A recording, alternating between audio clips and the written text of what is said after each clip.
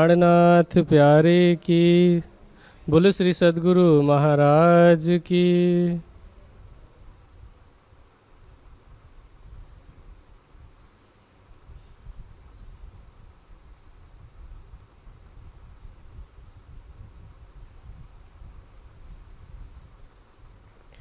श्री महामति कहे ए मोमिनो, याद करो शुक्राना। मेहर करी तुम ऊपर, तुम्हारी सिफत करे सुभाना। तुम्हारी सिफत करे सुभाना। नौतनपुरी से लेकर पद्मावतीपुरी तक भी तक संपूर्ण हुई। आगे मंगलाचरण। श्री जी की 8 प्रहर की वृत्त जो श्री पद्मावतीपुरी में भई सो शुरू। अव्वल हक के दिल में, खेल देखाऊं रूहान। प्रणाम जी। प्राणाधार सुंदर साथ जी, कल की चर्चा में हमने सुना कि कैसे श्री जी चित्रकूट के बाद पन्ना में आकर विराजे हैं, किस तरह से सभी सुंदर साथ सेवा कर रहे हैं, किस तरह से श्री जी की कृपा से छत्रसाल एक छोटे और सामान्य राजा से महाराज कहलाए, महाराजा छत्रसाल हुए। कैसे जितने लोगों ने छत्रसाल जी से वैर लिया, सबका नाश कैसे हुआ। और शुक्राना की उस प्रकरण में हमने सुना कि राज जी किस तरह से ब्रह्म सृष्टियों के ऊपर मेहर कर रहे हैं। ब्रह्म सृष्टियों की क्या महिमा है वह कल की चर्चा में हमने सुना, और उस महिमा के साथ में, उस अधिकार के साथ में ब्रह्म सृष्टियों के कर्तव्य क्या हैं उसका भी वर्णन हमने सुना। अब आगे श्री लालदास जी लिखते हैं कि श्री जी की 8 प्रहर की वृत्त जो श्री पद्मावतीपुरी में भई सो शुरू। वृत्त का मतलब क्या होता है? सर्कल अथवा एक जो गोलाई होती है। गोलाई कैसे बनती है? हमने पहले दिन की चर्चा में भी सुना था कि एक बिंदु पर पेन अथवा पेंसिल रख करके जब आप घुमा करके वापस उसी बिंदु में पहुंचाते हैं तब जाकर के वृत्त का निर्माण होता है। तो यहाँ पर पन्ना जी की वृत्त का मतलब है सुबह के पहले प्रहर से लेकर के अगले दिन फिर सुबह उसी समय तक, अर्थात पूरे 24 घंटे की जो दिनचर्या है, जो समय चक्र है, उसका वर्णन कर रहे हैं। और उस समय में, उस 24 घंटे के अंदर सुंदर साथ क्या क्या सेवा करते हैं, किसकी सेवा करते हैं और कैसे करते हैं, उन विषयों का वर्णन है। कल की चर्चा में अंतिम में मैंने एक प्रश्न के साथ में कल की चर्चा को समाप्त किया था कि पन्ना की ऐसी कौन सी महिमा है उस लीला की जिसकी वजह से पहले मंगलाचरण कहा गया। मंगलाचरण में क्या बात कही गई है इसको हम बाद में आगे सुनते हैं। पहले हमें ये ध्यान रखना चाहिए कि पन्ना में जिसकी सेवा हो रही है और जो सेवा कर रहे हैं वो कौन है? सेवा करने वाले ब्रह्म सृष्टि हैं, सभी जानते हैं। जिन दिन भी सुंदर साथ का नाम आया है सेवादारों में, चाहे वो वस्त्र बिछाने की सेवा हो, चाहे वो स्नान कराने की सेवा हो, चाहे पानी पिलाने की सेवा हो या अंगीठी की सेवा हो, सारी ब्रह्म सृष्टियाँ हैं। पन्ना जी में 5000 की जमात पहुँची है, लेकिन सेवा में आगे तो ब्रह्म सृष्टियाँ ही हो सकती है। बाकी जो जीव सृष्टि हैं किसी न किसी रूप में प्रवाह में बह कर के पन्ना तो पहुँचे हैं, उनका भी बहुत बड़ा त्याग है। वैसा त्याग तो आज हम ब्रह्म सृष्टि का दावा करने वाले भी नहीं कर सकते। लेकिन वहाँ पर जब तुलना कर रहे हैं जीव ईश्वरीय और ब्रह्म सृष्टियों की रहनी में, तो उसमें ब्रह्म सृष्टियों की रहनी को दर्शाया गया है उस अष्ट प्रहर की लीला से कि ब्रह्म सृष्टियों ने सारी सेवा की। और सेवा किसकी हो रही है? साक्षात अक्षरातीत श्री राज्य के। और ऐसी सेवा आज दिन तक किसी ने किसी की नहीं की थी, क्योंकि जो कर रहा था और जिसकी सेवा हो रही थी आज दिन तक इस संसार में, जब श्री जी और छत्रसाल जी का मिलाप हुआ था उस दिन में हमने 2-3 उदाहरण सुने थे।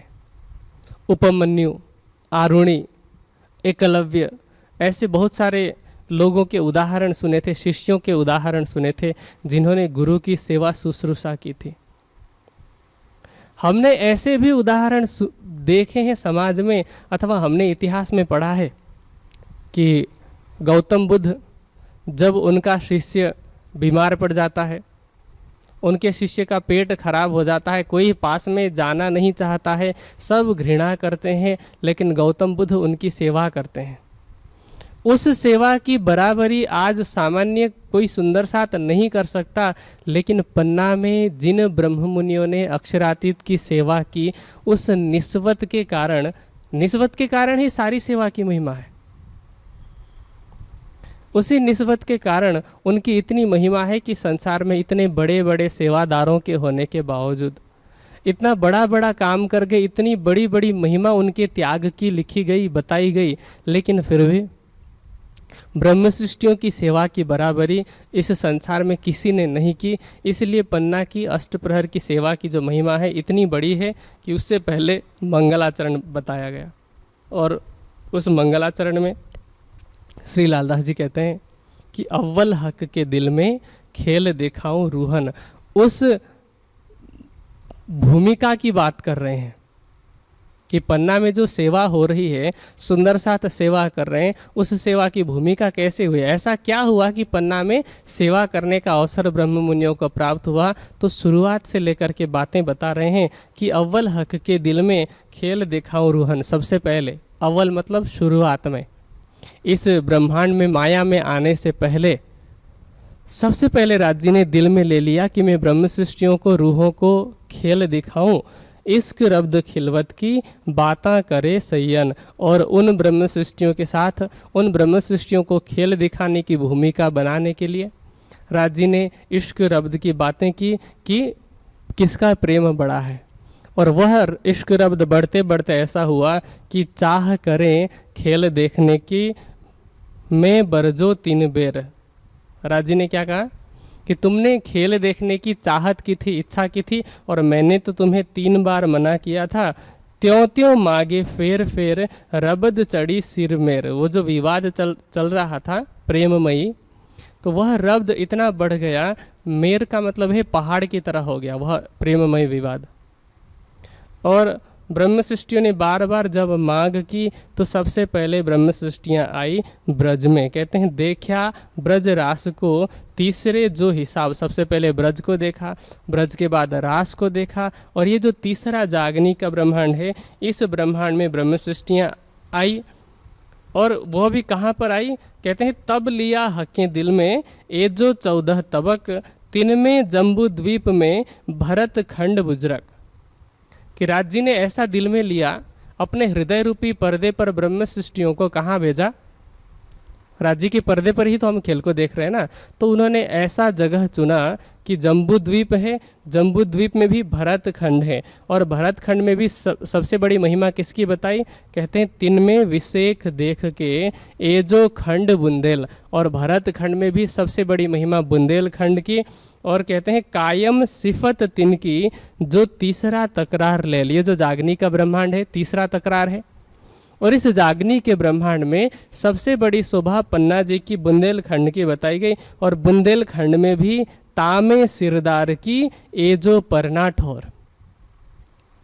इतने विशाल ब्रह्मांड में ये वाला 14 लोक चुना गया, इस 14 लोक का मंडल चुना गया। उसमें भी जम्बू द्वीप में भी भरतखंड, भरतखंड के अंदर भी बुंदेलखंड, और बुंदेलखंड के अंदर भी ए जो परना ठोर। पन्ना जी की जगह को राज जी ने दिल में लिया, और उस पन्ना में कहते हैं 3 में सिफत छत्रसाल की नहीं पटंतर। और छत्रसाल जी की तुलना में ऐसा अन्य कोई भी नहीं है कि जिनकी सिफत, जिनकी महिमा, जिनकी बड़ाई की जा सके। और कहते हैं मिलावा सैयन का तामे हुकम सिरदार, हकी सूरत धनिय की करे ब्रह्म सृष्टि सो प्यार। और छत्रसाल जी से जाकर के मिला कौन है? हकी सूरत श्री प्राणनाथ जी, जिनमें हुक्म की शक्ति लीला कर रही है। राज्य के हुक्म की शक्ति अर्थात आप आवेश शक्ति भी कह सकते हैं, क्योंकि राज्य के दिल में जो भी बात उत्पन्न होती है वही हुक्म है। तो हकी सूरत धनिय की करें ब्रह्म सृष्टि सो प्यार, और राज्य ब्रह्म सृष्टियों के साथ में प्यार करते हैं, प्रेम की लीला करते हैं। और जो स्वरूप ऐसी लीला कर रहा है, कहते हैं इन स्वरूप की इन जीवा कही न जाए सिफत, शब्दातीत के पार की सो कहनी जुबा हद इत। श्री प्राणनाथ जी की स्वरूप, श्री प्राणनाथ जी की शोभा का वर्णन करते हुए कहते हैं कि इन स्वरूप की इन जुबा, कि जिस स्वरूप के साथ में ब्रह्म सृष्टियों ने सेवा की, जिनके सानिध्यता में पन्ना में 10 वर्ष तक ब्रह्म मुनि रहे, जिनका दर्शन करके अर्थात जिनके अंदर ब्रह्म सृष्टियों ने अपनी इच्छा के अनुरूप, अपने भाव के अनुसार कभी ब्रज वाले स्वरूप का, कभी रास के स्वरूप का, तो कभी मोहम्मद साहब और कभी देवचंद्र जी के स्वरूप का दर्शन किया, कभी परम धाम में विराजमान मूल स्वरूप का दर्शन किया, जिनकी कृपा से पन्ना की धरती हीरा उगलने लगी, जिनकी कृपा से एक सामान्य सा जो छोटा राजा था वह महाराजा कहलाया। ऐसे स्वरूप की इन जुबां, इस जिह्वा के द्वारा, इस जुबां के द्वारा कही न जाए सिफत। श्री प्राणनाथ जी की इतनी महिमा है, कहते हैं तारीफ मोहम्मद मेहदी की ऐसी सुनी न कोई क्या है, कई हुए कही होएसी पर किन ब्रह्मांडों ना है। इस ब्रह्मांड के अंदर और ऐसे अनेकों ब्रह्मांडों के अंदर बड़े बड़े महापुरुष होंगे, बड़े बड़े तीर्थंकर पैगंबर अवतार होंगे, लेकिन श्री प्राणनाथ जी की शोभा की बराबरी, उनकी महिमा, उनकी सिफत की बराबरी करने वाला ऐसे ब्रह्मांड में कोई भी नहीं होगा। इसलिए कहते हैं शब्दातीत के पार की, वह तो शब्दों से भी अतीत है, शब्दों से भी परे है। सो कहनी जुबां हद इत, श्री लालदास जी कह रहे हैं कि उनकी शोभा का हमें वर्णन भी करना है, उनकी महिमा का भी हमें वर्णन करना है यहाँ की जुबां से, यहाँ के शब्दों से। तो उनके साथ रहने वाले जो सुंदर साथ हैं, श्री जी के साथ में, उनके सानिध्य में रहने वाले सुंदर साथ हैं, उनके साथ क्या घटना हुई ऐसी कि उसका वर्णन करते हुए आगे लिखते हैं सागर सुख अनगिनती पल पल लेत सयन। श्री प्राणनाथ जी की सानिध्यता में सुंदर साथ ने परम धाम की 8 सागरों का सुख लिया है। और कैसे लिया है? उस सुख को अनगिनत रूप से लिया है कि इतना सुख लिया है, ऐसा सुख लिया है कि इस संसार में उसकी गिनती हो पानी संभव नहीं है। इतना अधिक सुख उन्होंने लिया है।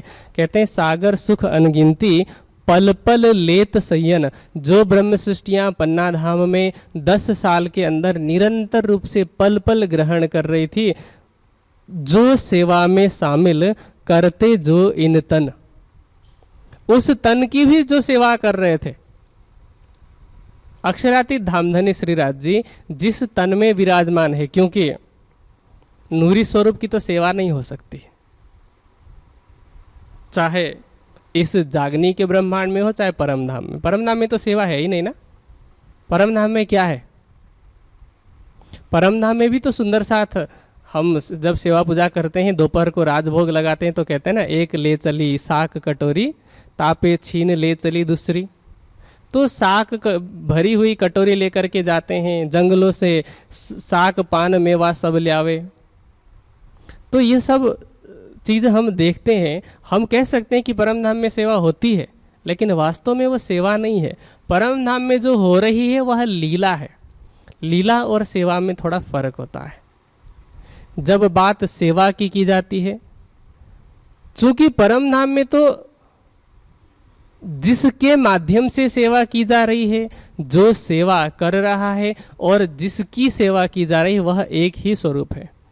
परम धाम में जो लीला हो रही है सेवा रूप में, यहाँ कहने के लिए हम सेवा कह सकते हैं, लेकिन जो सेवा के रूप में लीला हो रही है उसको करते हुए न शरीर में थकान का अनुभव होता है, किसी तरह की परीक्षा उसमें नहीं ली जा सकती।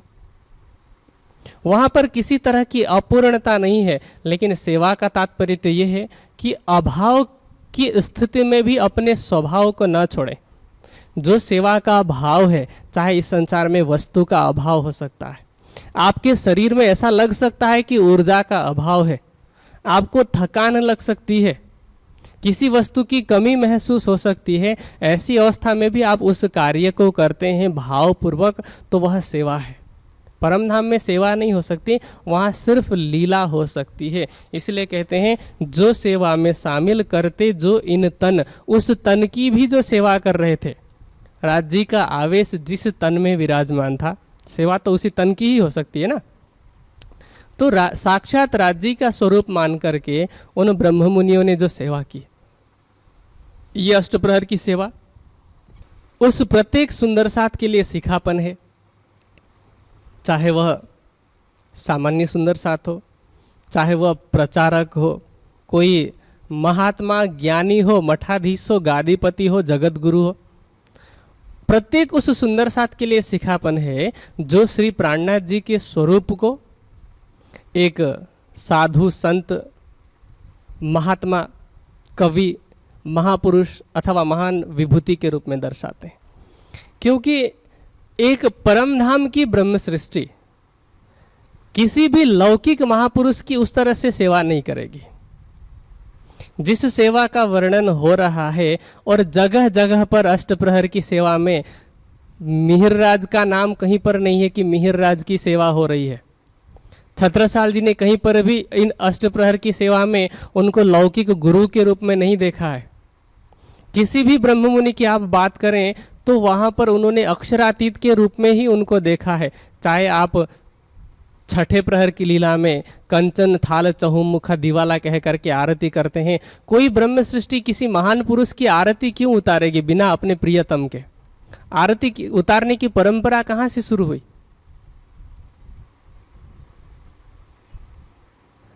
जैसे कोई राजा दूसरे राज्य में जाता था विजय प्राप्त करने के लिए, तो जीत करके जब वापस आता था पत्नियां उनका स्वागत करती थी और स्वागत करते हुए आरती करके उनको घर में प्रवेश कराती थी। तो एक प्रियतमा शुभ कार्य सोच करके मान करके अपने प्रियतम की आरती उतार रही है। यहाँ पर ब्रह्म सृष्टियाँ किसी महापुरुष की आरती क्यों उतारेंगी? अगर वह संबंध नहीं होता आत्मा और राज्य का, तो कोई भी ब्रह्म सृष्टि आरती तो नहीं करती श्री जी का। जो सेवा हो रही है अष्टप्रहर की लीला में, उन लीला का वर्णन करने वाले सुंदर साथ बहुत हैं। और जितने सुंदर साथ आज आप देख रहे हैं विभिन्न फेसबुक यूट्यूब चैनल्स के माध्यम से हम अभी तक सुन रहे हैं, सभी सुंदर साथ परम पन्ना की लीला का तो वर्णन करते ही होंगे। छत्रसाल जी के द्वारा श्री जी के स्वरूप की पहचान का वर्णन तो करते ही होंगे। पूर्ण ब्रह्म ब्रह्म से न्यारे इस चौपाई का अर्थ तो बताते ही होंगे। इतनी चौपाइयों से भी अगर चर्चा करने वालों को, सुनने वालों को श्री प्राणनाथ जी के स्वरूप की पहचान नहीं हो रही है, तो फिर ऐसे लोगों पर वाणी ने सिर्फ लानत ही भेजी है। सोई जले जो मोल करे, ये चौपाई उनके लिए भी है। अन्यथा जब हम अष्टप्रहर की चर्चा सुनते हैं, अष्टप्रहर की लीला सुनते हैं, साक्षात अक्षरातीत की सेवा उन ब्रह्म मुनियों ने की है जो उस अवस्था तक पहुँचे थे, परमहंस की अवस्था तक पहुँचे हैं। और ऐसे ऐसे ब्रह्म मुनि हैं कि श्री जी जब पूछते हैं कि पुखराज पहाड़ की तलहटी पोल है अथवा ठोस है, मतलब ठोस है अथवा अंदर से खोखली है, खाली है, तो सुंदर साथ जमीन पे मुक्का मारते हैं। इस संसार में वो परम धाम के भाव में इतना डूब चुके हैं कि इस संसार में मुक्का मारते हैं और मुक्का मार करके बताते हैं कि श्री जी परम धाम में पुखराज पहाड़ की तलहटी कैसी है। इसका तात्पर्य क्या हुआ कि वो ब्रह्म मुनि भी उस अवस्था तक पहुँचे थे और उस अवस्था में पहुँचने के बाद किसी संसार के महापुरुष, महान विभूति, गुरु अथवा जगत गुरु की, महान विभूति की, कवि की सेवा कर पाना संभव नहीं है अगर साक्षात अक्षरातीत की पहचान नहीं करते श्री प्राणनाथ जी की। तो कोई भी ब्रह्म मुनि ऐसे सेवा नहीं करता। इसीलिए अष्टप्रहर की सेवा की महिमा है। आगे कहते हैं, तीन संयों की सिफत क्यों सके कोई कर। ब्रह्म मुनियों की सिफत, उनकी महिमा का वर्णन भला कोई कैसे कर सकता है? क्योंकि उनकी महिमा क्यों है? ब्रह्ममुनियों की, ब्रह्म सृष्टियों की महिमा ही तो राज्य के कारण है। किसी सांसारिक विभूति के कारण ब्रह्म सृष्टि की महिमा कैसे हो सकती है? राज्य के कारण ब्रह्म सृष्टि की महिमा है। किसी रानी की अगर आज्ञा कोई स्वीकार करता है तो वह इसीलिए स्वीकार करता है क्योंकि रानी राजा की पत्नी है। अगर वही स्त्री किसी एक सामान्य व्यक्ति की पत्नी होती तो उसका हुक्म, उसकी आज्ञा को कोई स्वीकार नहीं करता। इसी तरह से ब्रह्म सृष्टियों की जो सिफत है, सेवादार सुंदर साथ की महिमा इसलिए है क्योंकि उन्होंने राज्य की सेवा की। जिस तन में राज्य साक्षात विराजमान है उस तन की सेवा की। कहते हैं तीन सइयों की सिफत क्यों सके कोई कर, पर हुक्म कहवे धनी का ए सिफत सब ऊपर। श्री लालदास जी कहते हैं कि राज्य के हुक्म को सिरोधार्य करते हुए मैं उन महान सुंदर साथ की, उन महान ब्रह्म मुनियों की शोभा का, उनकी सिफत का वर्णन करने जा रहा हूँ। आगे कहते हैं, तामे सेवा कर जो संग चले ताकि सुमार न आवे सिफत। कि सेवा करते करते जिन्होंने तन छोड़ा, ऐसे बहुत सारे ब्रह्म मुनि हुए कि श्री जी के साथ हो लिए। जब से श्री जी की चर्चा सुनी पहली बार, श्री जी के साथ उनकी जमात में शामिल हो गए, उनके समूह में शामिल हो गए और पन्ना में पहुंचने के बाद अपने अंतिम समय तक उन्होंने सेवा की। कहते हैं उनकी शोभा का वर्णन भी नहीं किया जा सकता। पर आज्ञा कहावत है, इत मैते कछुए नाए। श्री लालदास जी कहते हैं मेरे द्वारा कुछ नहीं हो रहा है, श्री राज जी के हुक्म से ही मैं इनका वर्णन करने जा रहा हूँ। अन्यथा मेरे अंदर वह सामर्थ्य नहीं है कि मैं उन ब्रह्म मुनियों की सेवा का, उनकी शोभा का, उनकी महिमा का वर्णन कर सकूं। कहते हैं जो याद करे यकीन सो बैठे बका बीच धाम। वह व्यक्ति परम धाम में प्रवेश करेगा इस संसार में बैठे बैठे अपनी सुरता के द्वारा। इस संसार में बैठे बैठे परम धाम में वह प्रवेश कर सकता है जो ब्रह्म सृष्टियों की उन लीला को तथा श्री प्राणनाथ जी को याद करेगा। और कैसे? यकीन के साथ में। जो याद करे यकीन सो। यकीन उसको नहीं कहते, ईमान विश्वास उसको नहीं कहते कि आपने किसी अपने गुरु के, एक सामान्य गुरु के मुख से सुन लिया कि श्री प्राणनाथ जी तो एक लौकिक महापुरुष थे, साधु संत थे, आपने उस बात पर यकीन कर ले। उस यकीन की बात नहीं कर रहे यहाँ पर। इन आगे आने वाली चौपाइयों के माध्यम से श्री प्राणनाथ जी की महिमा जिस तरह से मंडित की गई है, जिस तरह से उनकी महिमा को बढ़ाया गया है, जिस तरह से उनकी शोभा का वर्णन किया गया है, उस पर अगर आप यकीन लाएंगे तो उस यकीन के द्वारा सो बैठे बका बीच धाम, अखंड धाम में उनकी सूरता पहुंच जाएंगी। सो दो लोक में सिफत होवे पूरन मनोरथ काम। और ऐसी ब्रह्म सृष्टियों की महिमा इस संसार में भी होगी और परम धाम में जाने के बाद भी होगी। परम धाम में जाके बातें तो होंगी ना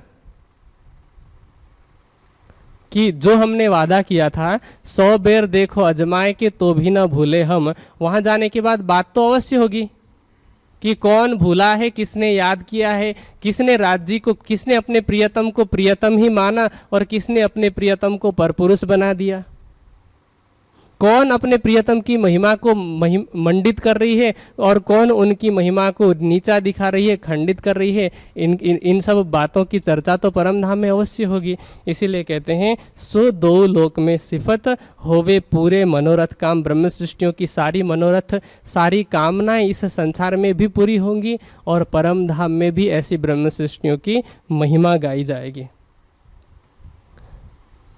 आगे वर्णन है कि कब श्री जी पन्ना जी में पहुँचे। 1740 का समय, ये तो सब जानते ही हैं, इस विषय में ज़्यादा वर्णन करना आवश्यक नहीं है।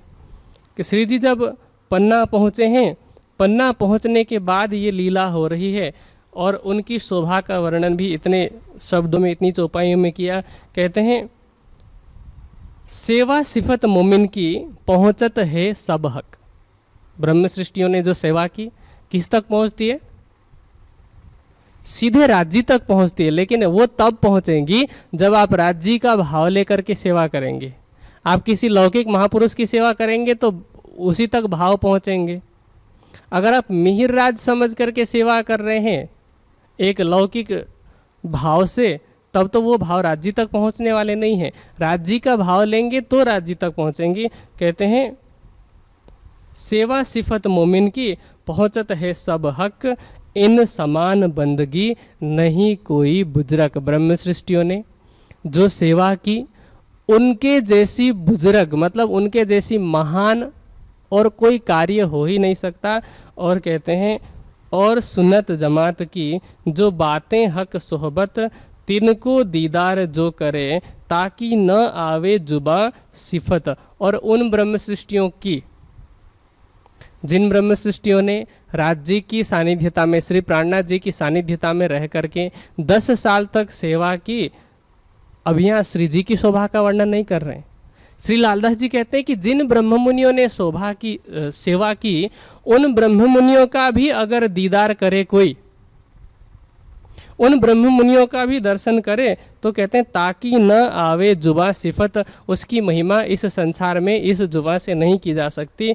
तो इन जमात की क्यों कहूँ, शोभा सत इन मुख, ए शोभा शब्दातीत की, क्यों कहियो न जाए ए सुख। कहते हैं किसी भी तरह से इस सुख का, इस आनंद का वर्णन किया नहीं जा सकता है। इनकी सिफत सुख जी कहें और शास्त्रों वेद व्यास, इनकी महिमा का वर्णन सुखदेव जी ने किया है, वेद व्यास जी ने अपने ग्रंथों में किया है। कहते हैं त्रिगुण अपने चित्त में, रज की राखें आस। त्रिगुण ब्रह्मा विष्णु महेश भी ऐसे ब्रह्म सृष्टियों की, जिन्होंने श्री प्राणनाथ जी की सेवा की है, ऐसे ब्रह्म सृष्टियों की चरण के रज की, चरण के धूलि की आशा रखते हैं, उम्मीद रखते हैं। कहते हैं और नाम केते लेऊं ब्रह्मांड के धनी ऊपर, ये तो ब्रह्मांड के मालिक हैं, तो इनके ऊपर मैं किसका नाम लूं कि जब ब्रह्मांड के मालिक ही ब्रह्म सृष्टियों के चरण रज की इच्छा करते हैं। कल की चर्चा में भी हमने ब्रह्म मुनियों की, ब्रह्म सृष्टियों की महिमा सुना था कि चरण रज ब्रह्म सृष्टि के खोज थके त्रैगुण। आज उसी बात को दृढ़ता लाने के लिए श्री लालदास जी पुनः वर्णन कर रहे हैं कि और नाम केते लेऊं ब्रह्मांड के धनी ऊपर, उनके ऊपर मैं किसका नाम लूं। और उनके ऊपर कहते हैं रही बात बका अर्श की, सो सिफत है जोर। उसके बाद तो फिर अखंड की ही बात होती है, और अखंड में भी कहते हैं अक्षर ठौर अखंड जो, जाके पलथे पैदा कई इंड। चौपाई ध्यान से सुनिएगा, ब्रह्म मुनियों की महिमा बताते हुए कहते हैं अक्षर ठौर अखंड जो, जाके पलथे पैदा कई इंड, सो उपज फना हो जात हैं त्रिगुण समेत ब्रह्मांड। अक्षर की इच्छा मात्र से त्रिगुण समेत, त्रिगुणात्मिका प्रकृति की जो सृष्टि है, यह प्रकृति की सृष्टि भी लय हो जाती है, नष्ट हो जाती है। और ये अक्षर भी कहते हैं ईश्वर महाविष्णु प्रकृति पल फिरे होते हैं नाश। ईश्वर महाविष्णु प्रकृति सबका अक्षर के एक पल में ही नाश हो जाता है। सो अक्षर इन सय्यन की करे दीदार की आस। ये अक्षर भी ब्रह्म सृष्टियों के दीदार की चाहना करते हैं, उनकी ब्रह्म सृष्टियों के दर्शन की इच्छा करते हैं। और अनेक ग्रंथों में ये बातें लिखी गई है ब्रह्म सृष्टियों की महिमा। कहते हुक्म नूर खुदाए का, जो है नूर जलाल, दायम आवे दीदार को, फिरे मुजरा कर नूर जमाल। अक्षर भी अक्षरातीत का दर्शन करके चले जाते हैं, और फिर भी वो ब्रह्म सृष्टियों के दर्शन नहीं कर पा रहे थे। राज्य ने ब्रह्म सृष्टियों की इतनी महिमा बता रखी है, वो कहते हैं कि संसार में अगर कोई जीव सृष्टि अपनी पूरी मेहनत के बल पर, अपने पूरे त्याग श्रद्धा सेवा समर्पण के बल पर श्री प्राणनाथ जी को ही अक्षरातीत मान करके भी सेवा करता है, ब्रह्म सृष्टियों की राह अपनाता है, तब भी उस जीव को राज्य अपना तो दर्शन दे देते हैं, लेकिन ब्रह्म सृष्टियों की महिमा उन्होंने इतनी बड़ी बना रखी है। राज्य स्वयं कहते हैं बदले आप देखावत, प्यारी निस्वत राखें छिपाए। अपनी निस्वत को, अपनी रूहों को इतना लाड़ दिया है राज्य ने, इतना प्रेम दिया है कि अन्य किसी को देखने भी नहीं देते, अन्य किसी को दर्शन भी नहीं करने देते। भले ही उसके बदले में राज्य स्वयं अपना दर्शन दे सकते हैं, लेकिन ब्रह्म सृष्टियों को राज्य ने अपने पनाह में छिपा रखा है, अपने प्रेम में, अपने हृदय में छुपा करके रखा है। इसलिए कहते हैं कि अक्षर भी उनका दर्शन नहीं कर पा रहे थे। कहते हैं इनकी जो बीतक भई, ताकि नेक कहूँ जहूर। अब लालदास जी कहते हैं कि मैं भी उसका संपूर्ण रूप से तो वर्णन नहीं कर सकता, लेकिन नेक अर्थात थोड़ा सा मैं वर्णन करूँगा।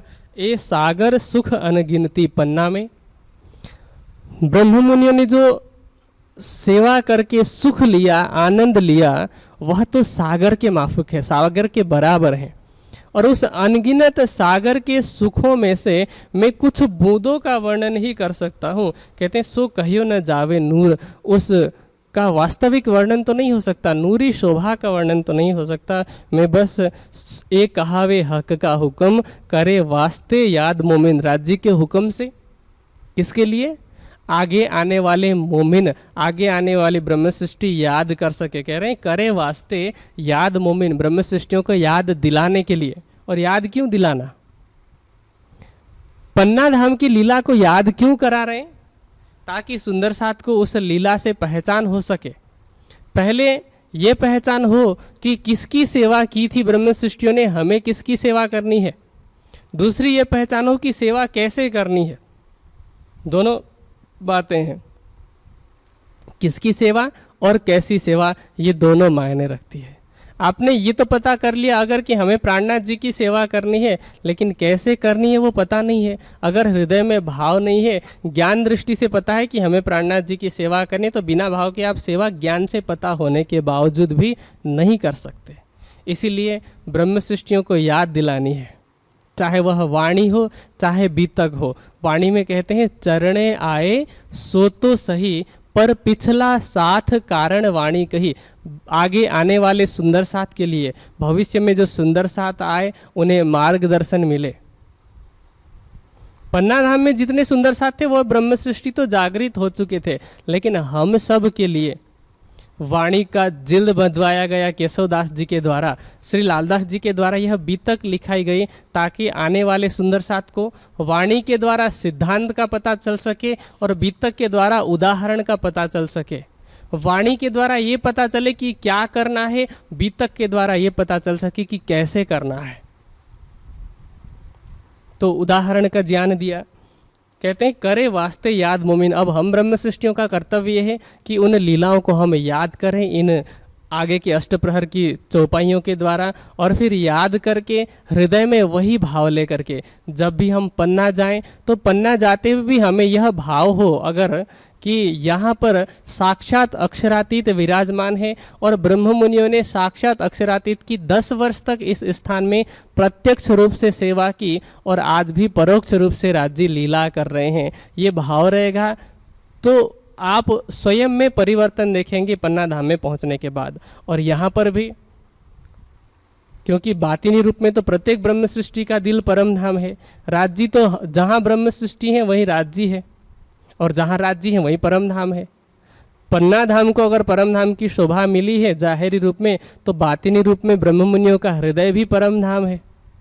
तो इस हिसाब से अगर देखा जाए तो जहाँ जहाँ ब्रह्म सृष्टि है, जहाँ जहाँ वाणी पधरा रखी है, क्योंकि जब 5वें दिन की लीला समाप्त हो रही थी, जिस विषय में चौपाई कही गई कि अब हुक्मे द्वारा खोलिया लिया अपने हाथ हुक्म, तो उस प्रसंग में छत्रसाल जी उन्होंने देखा कि श्री जी समाधि में बैठे ध्यान में।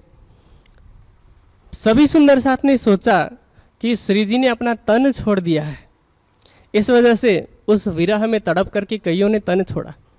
छत्रसाल जी जब वहाँ पहुँचे तो वहाँ पहुँचने के बाद देखा कि कई सुंदर साथ ने अपना तन छोड़ रखा है और श्री जी भी आँख नहीं खोल रहे, मेरी बात नहीं सुन रहे। उन्होंने क्या कहा कि जिस विजयी तलवार से मैंने दुश्मनों का संहार किया है, आज यही विजयी तलवार मेरा खुद का भी वध करेगी। और श्री जी के विरह में वह स्वयं भी शरीर छोड़ना चाह रहे थे। श्री जी ने आंख खोली, छत्रसाल जी का हाथ पकड़ा और क्या कहा कि छत्ता, क्या तूने मेरी यही पहचान की है? इस तन को ही तूने प्राणनाथ समझा है, राज्य समझा है? अगर तू मुझे देखना चाहता है तो मुझे वाणी में देख, मुझे देखना चाहता है तो सुंदर साथ के हृदय धाम में देख। ये बातें मैं इस प्रसंग में इसीलिए गया ताकि सुंदर साथ को इस बात का आभास हो कि जहाँ वाणी है वहीं राज्य का स्वरूप है, जहाँ सुंदर साथ है सुंदर साथ के हृदय में राज्य का स्वरूप है।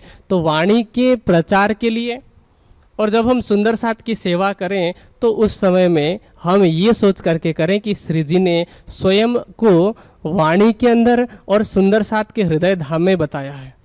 सुंदर साथ को श्री जी का स्थान समझें, श्री जी का सिंहासन समझे सुंदर साथ के हृदय को, और उस वाणी को राज्य का वांग्मय स्वरूप कहें। जैसे कि हम कहते हैं आरती अंग चतुर्दश केरी, 5 स्वरूप मिल एक बहरी। तो वाणी का जो आदेश है, इस वाणी के प्रचार प्रसार में, उस सेवा में, जागनी की सेवा में हम वैसे ही तत्पर हों, वैसे ही अपना तन मन धन लगाएं जैसे कि पन्ना धाम में उन सभी मोमिनों ने, उन सभी ब्रह्म सृष्टियों ने श्री जी की सेवा में अपने तन मन धन को लगाया था। अब आगे कहते हैं, विकार सारी विश्व का मिटसी इन खुशबोए। बार बार राजी श्री लालदास जी के हृदय धाम में विराजमान होकर के महामती जी हम सब सुंदर साथ को जागने के लिए ही प्रेरित कर रहे हैं कि विकार सारी विश्व का मिटसी इन खुशबू। इस संसार में विकार किस नाम का है, विरोध किस नाम का है। कल की चर्चा में भी हमने सुना था कि विरोध सारी विश्व का भान किया एक दिन, सबकी सबों समझाए के एही देवे आकिन। ब्रह्म सृष्टियाँ ही सबको यकीन दिला सकती हैं, और यहाँ विकार भी वही है। राजी कहते हैं ना वाणी में कि साहेब आए इंजिमी कारज करने तिन, सबका झगड़ा मेट के या दुनिया या दिन। तो दुनिया और दिन का जो झगड़ा है वही विकार है, और उसको समाप्त करने के लिए क्या चाहिए कि पन्ना धाम में जिस स्वरूप की लीला हुई है, जिसकी ब्रह्म मुनियों ने जैसी सेवा की है, उस लीला की थोड़ी सी भी खुशबू अगर दुनिया में फैलेगी, प्राणनाथ जी के स्वरूप की पहचान अगर थोड़ी सी भी खुशबू मात्र को भी दुनिया में फैलेगी, तो दुनिया का विकार समाप्त हो जाएगा। तो ये बीतक के इस सिद्धांत को, बीतक के इस दृष्टांत को कौन फैला सकता है, इस खुशबू को कौन फैला सकता है? इसका कर्तव्य तो हम ब्रह्म मुनियों का ही है ना। आगे हम अष्टप्रहर की लीला सुनेंगे, उससे हमें शिक्षा लेनी है कि प्रत्येक पल अपने लक्ष्य को ध्यान में कैसे रखा जाता है। तो आगे कहते हैं, सुनत शब्द संसार में बिन मेहनत एक सृष्ट होए। अगर आपने इस बीतक की लीला को भी सुनाने में परिश्रम किया, बीतक की लीला को भी लोगों तक पहुंचाया, तो इसके अलावा अतिरिक्त मेहनत करने की आवश्यकता नहीं होगी। बिना किसी मेहनत के केवल ज्ञान दृष्टि के द्वारा ही, ज्ञान के द्वारा ही आप दुनिया के विरोध को मिटा करके सबको एक झंडे के नीचे खड़ा कर सकते हैं। आगे कहते हैं, ये जो मासूक जबरूत का कहियत है लाहुत, सो इत जाहिर हुआ ऊपर मसनंद मलकुत। जबरूत अर्थात योग माया, योग माया का जो मालिक है वह है अक्षर ब्रह्म, और अक्षर ब्रह्म का जो मासूक है, कहते हैं ये जो मासूक जबरूत का कहियत है लाहुत, तो परम धाम में राज्य हैं। अर्थात अक्षर ब्रह्म के जो मासूक हैं वह राज्य हैं, और राज्य इस संसार में जाहिर हुए हैं। हुई जाहिर सब में काढ़िया कुली दज्जाल। और श्री प्राणनाथ जी ने क्या किया, कुली और दज्जाल, जिसको हम कलियुग कहते हैं हिंदू परंपरा में, उसी को कतेब परंपरा में दज्जाल कहा जाता है, उसको श्री प्राणनाथ जी ने समाप्त किया। उसको श्री प्राणनाथ जी ने मारा, समाप्त किया, मिटाया। अब कहते हैं, तब शोर पड़ा आलम में दौड़ी सब खलक। और जब प्राणनाथ जी के ज्ञान की गूंज हर जगह पर हुई, तो जिन जिन के पास में वह ज्ञान पहुंचा, सब लोगों ने श्री प्राणनाथ जी के स्वरूप के ऊपर ईमान लाए और सब दौड़ने लग गए जागने के लिए। खोले द्वार मार्फत के पाया सबों ने हक। और प्राणनाथ जी ने ही मार्फत के द्वार को खोल दिया है, और कोई तो है नहीं जो मार्फत के, हकीकत और मार्फत के द्वार को खोल सके। इसलिए कहते हैं, हकीकत मार्फत के खोल दिए दरबार। श्री प्राणनाथ जी ही हकीकत और मारिफत के भेद खोल सकते हैं। पहले रसूल साहब आए, रसूल मोहम्मद, उन्होंने तो केवल शरीयत और तरीक़त की ही बातें की थी, और जो दूसरा स्वरूप आया उसने केवल हिंदू पक्षों से चर्चा की, हकीकत की थोड़ी सी बात बताई। लेकिन तीसरा हकी स्वरूप श्री प्राणनाथ जी ने हकीकत मारिफत के सारे भेदों को खोला। और जब इसका शोर फैल गया संसार में, कहते हैं शोर पड़ा संसार में, तब भया एक ख्याल, फिरस्ते सब पीछे फिरे, नींद उड़ी नूर जलाल। ये भविष्य में होने वाली घटना को भूतकाल के साथ जोड़ करके श्री लालदास जी बता रहे हैं कि जब ये वाणी का ज्ञान, जब ये बीतक की चर्चा सारे संसार में फैल जाएगी, तो क्या होगा कहते हैं फिरस्ते सब पीछे फिरे, जितने देवी देवता हैं, जितने अक्षर के फरिश्ते हैं, राज्य के जो फरिश्ते स्वरूप हैं, ये सभी भी वापस लौट जाएंगे अपनी परातम में। और नींद उड़ी नूर जलाल, अक्षर ब्रह्म की नींद उड़ेगी तो क्या होगा? अक्षर ब्रह्म की नींद उड़ने का मतलब है संसार समाप्त हो गया, महाप्रलय हुआ, कयामत हुई, जीवों की कायमी हुई आठों बहिश्तों में, और फिर ब्रह्म सृष्टियाँ कहाँ जाएंगी? ब्रह्म सृष्टियाँ तो परम धाम में चली जाएंगी।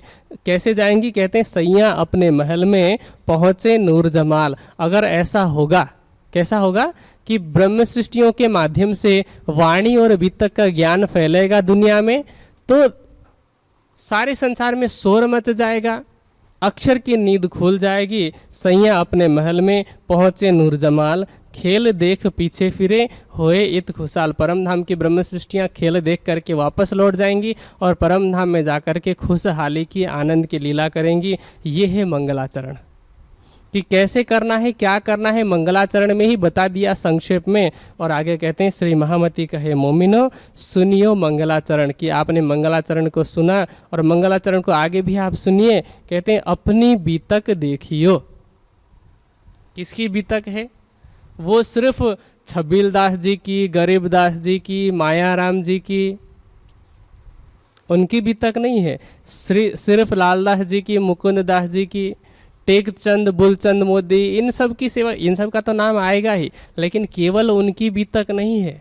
अपनी बीतक देखियो का मतलब है यहाँ पर सामूहिक रूप से समूहवाचक शब्दों का प्रयोग किया और कहा कि अगर उनकी बीतक वैसी है, समस्त ब्रह्म सृष्टियों की चाल एक जैसी होगी। अगर हमने ब्रह्म सृष्टि का दावा लिया है तो हमारी चाल भी ब्रह्म सृष्टियों की जैसी होनी चाहिए। और ब्रह्म सृष्टियों की चाल कैसी होनी चाहिए? तो उन ब्रह्म मुनियों ने आगे के अष्ट प्रहर की, आठों प्रहर की लीला में करके बताया कि कैसी चाल होनी चाहिए, कैसे माया के सारे कार्य करते हुए, संसार की सारी जिम्मेदारी को, कर्तव्य को निभाते हुए सेंटर में राज्य होने चाहिए। वह आगे आने वाले प्रकरणों में वर्णन किया। कहते हैं अपनी बीतक देखियो सुनियो दोए श्रवणीय। अष्टप्रहर की लीला किसी के नाम को बताने वाली और उस नाम के काम को बताने वाली लीला नहीं है, यह तो ब्रह्म सृष्टियों की बीतक है। इसलिए इसको ध्यानपूर्वक सुनने के लिए कहा सुनियो दोए श्रवण। ये कान भी खुले करना है और ये कान भी खुले करना है, ऐसा ही है ना? नहीं, दाएं और बाएं कान की बात नहीं हो रही है। जाहिरी कान से भी सुनना है बाहर वाले, और फिर जब आप बाहरी कान से सुनेंगे, मस्तिष्क में ये बातें पहुंचेंगी, तो हृदय से भी उसको विचार करना है। दिल के कान से सुनना है और बाहरी कान से भी सुनना है। इसको कहा सुनियो दोए श्रवण। एक कान से सुन करके दूसरे कान में नहीं, दूसरे कान से उड़ाना नहीं है, इस बात को हृदयंगम करना है। अब आगे अष्टप्रहर की सेवा का वर्णन कर रहे हैं और अष्टप्रहर की सेवा में पहला प्रहर वर्णन करने जा रहे हैं श्री लालदास जी। दिन को 8 प्रहर में विभाजित किया गया है। इसको ध्यान से सुने। पहले थोड़ी सी गणित कि एक घड़ी में 22.5 मिनट होते हैं, तो एक प्रहर में हो गए 8 घड़ी, और इस तरह से पूरे दिन में 8 प्रहर होते हैं। इस हिसाब से 8 प्रहर के हिसाब से एक प्रहर में अगर 8 घड़ी है तो पूरे दिन में 64 घड़ी होते हैं। और आज की गिनती के हिसाब से, पहले ये 1 घंटा 2 घंटा ये गिनती नहीं चलती थी। ये जो 60 सेकंड का 1 मिनट होता है, 60 मिनट के 1 घंटे और 24 घंटे का 1 दिन, ये गिनती बाद में शुरू हुई। पहले तो पल, फिर घड़ी और फिर प्रहर, इस हिसाब से गिनती चला करती थी। अगर आज के हिसाब से देखें तो 22.5 मिनट की 1 घड़ी होती है और 3 घंटे का 1 प्रहर होता है। इस हिसाब से 24 घंटे में 8 प्रहर हो जाते हैं। इसलिए तो हम सेवा पूजा में रात को जब पौढ़ावनी कराते हैं तो बोलते हैं ना, अष्ट प्रहर दिन 64 घड़ियाँ निस दिन पीऊ पीऊ पीऊ कही है। 8 प्रहर दिन 64 घड़ी। कैसे राज्य राज्य करना है, हम तो सिर्फ मुख से कहते हैं, इन्होंने करके दिखाया उन ब्रह्म मुनियों ने कि 8 प्रहर कैसे राज्य की जिक्र की जाती है, किस तरह से राज्यमय हुआ जाता है। सामान्य रूप में ये संभव नहीं है कि आठों प्रहर हम राज्य की चर्चा करें। एक ब्रह्म सृष्टि है, एक सुंदर साथ हैं, उन्होंने एक बहुत ही सुंदर उदाहरण दे करके समझाया था कि जैसे ये पंखे चल रहे हैं, पंखा अगर चल रहा है फुल स्पीड में चलने के बाद आप स्विच बंद भी कर देते हैं तो पहले के पंखे में इतनी गति होती है कि आगे के कुछ मिनट तक पंखा घूमता ही रहता है। वैसे ही अगर आप राज्य के ध्यान में, उनकी सेवा में अथवा उनके चिंतन में, उनकी भावलीनता में कुछ समय के लिए भी जुड़ जाते हैं तो आपके अंदर इसी तरह से, ये तो इलेक्ट्रॉनिक एनर्जी है, लेकिन आपके अंदर राज्य की वैसी ही ऊर्जा होगी कि आप उस ध्यान से उठने के बाद अगर आपको माया के कार्य भी करने होंगे तो राज्य की ऊर्जा आपके पंखे को इसी तरह से ऊर्जा देती रहेगी, घुमाती रहेगी कि आप मायावी विषयों में नहीं जा सकते। और जैसे एक पंखा इसको चलाने के बाद में बंद किया जाए, स्विच ऑफ किया जाए, और दूसरा पंखा जो पहले से बंद है, तो एक पंखा जो घूम रहा है थोड़ा थोड़ा स्विच ऑफ होने के बावजूद, और उसके बाद दोनों पंखे को एक साथ चालू कर दिया जाए तो स्पीड कौन सा पंखा जल्दी पकड़ेगा? जो पहले से घूम रहा है उसकी गति जल्दी से ज़्यादा हो जाएगी और वह जल्दी से हवा देने लगेगी, क्योंकि वह पहले से ही घूम रही है। एक बार भले ही वो डिस्कनेक्ट हो चुका है, एक बार भले ही बिजली का कनेक्शन बंद हो चुका है स्विच ऑफ करने से, लेकिन पहले वो जुड़ी हुई थी, उसके तार जुड़े हुए थे, इसलिए उसमें पहले से ही प्रवाह है, पहले से ही गति है, तो उसको गति पकड़ने में अधिक समय नहीं लगता। तो इसी तरह से अगर एक सुंदर साथ ऐसा है जो कभी भी राज्य से जुड़ा ही नहीं है, उसको राज्य से जुड़ने में अधिक समय लगेगा, बशर्ते उसके कि कोई सुंदर साथ जो प्रतिदिन ऐसा समय निकालता है राज्य से जुड़ने के लिए, उनको याद करने के लिए, चाहे वो चितवनी के माध्यम से हो, चितवनी के अतिरिक्त वह वाणी पढ़ करके हो, चर्चा सुन करके हो, अथवा कोई लौकिक कार्य करते हुए एक पल के लिए भी अथवा एक मिनट के लिए भी भावलीनता में अगर वो डूब जाता है, उसको अगले दिन अगर फिर से पूरे रात भर 8 घंटे 6 घंटे सोने के बाद अगले दिन उसको ध्यान में बैठना हो तो वह जल्दी कनेक्ट होगा, वह जल्दी जुड़ेगा। तो ये आठों प्रहर याद करने का तात्पर्य वैसे ही है कि अधिकतम समय हम राज्य से जुड़े रहें, ताकि उसका प्रवाह, जब हम राज्य से प्रत्यक्ष रूप से ध्यान में बैठ करके नहीं जुड़ पा रहे हैं तब भी उसका प्रवाह बने। एक तरीका वो है। और दूसरा तरीका जो ब्रह्म मुनियों ने चल के दिखाया, आगे हम देखेंगे कि पन्ना की 10 साल की लीला का वर्णन है इसमें संक्षेप में, और उन 10 वर्षों की लीला में आप ढूंढ करके खोज करके एक चौपाई ऐसी दिखा दीजिए कि जिसमें श्री जी के सोने का वर्णन मिलता हो कि श्री जी इस प्रहर में इतने समय के लिए सोए थे। ऐसा कहीं पर आपको वर्णन मिले तो मुझे दिखा दीजिएगा। मैंने बहुत प्रयास किया, मुझे नहीं मिला, हो सकता है आपको मिल जाए, बीतक में ढूंढ लीजिएगा।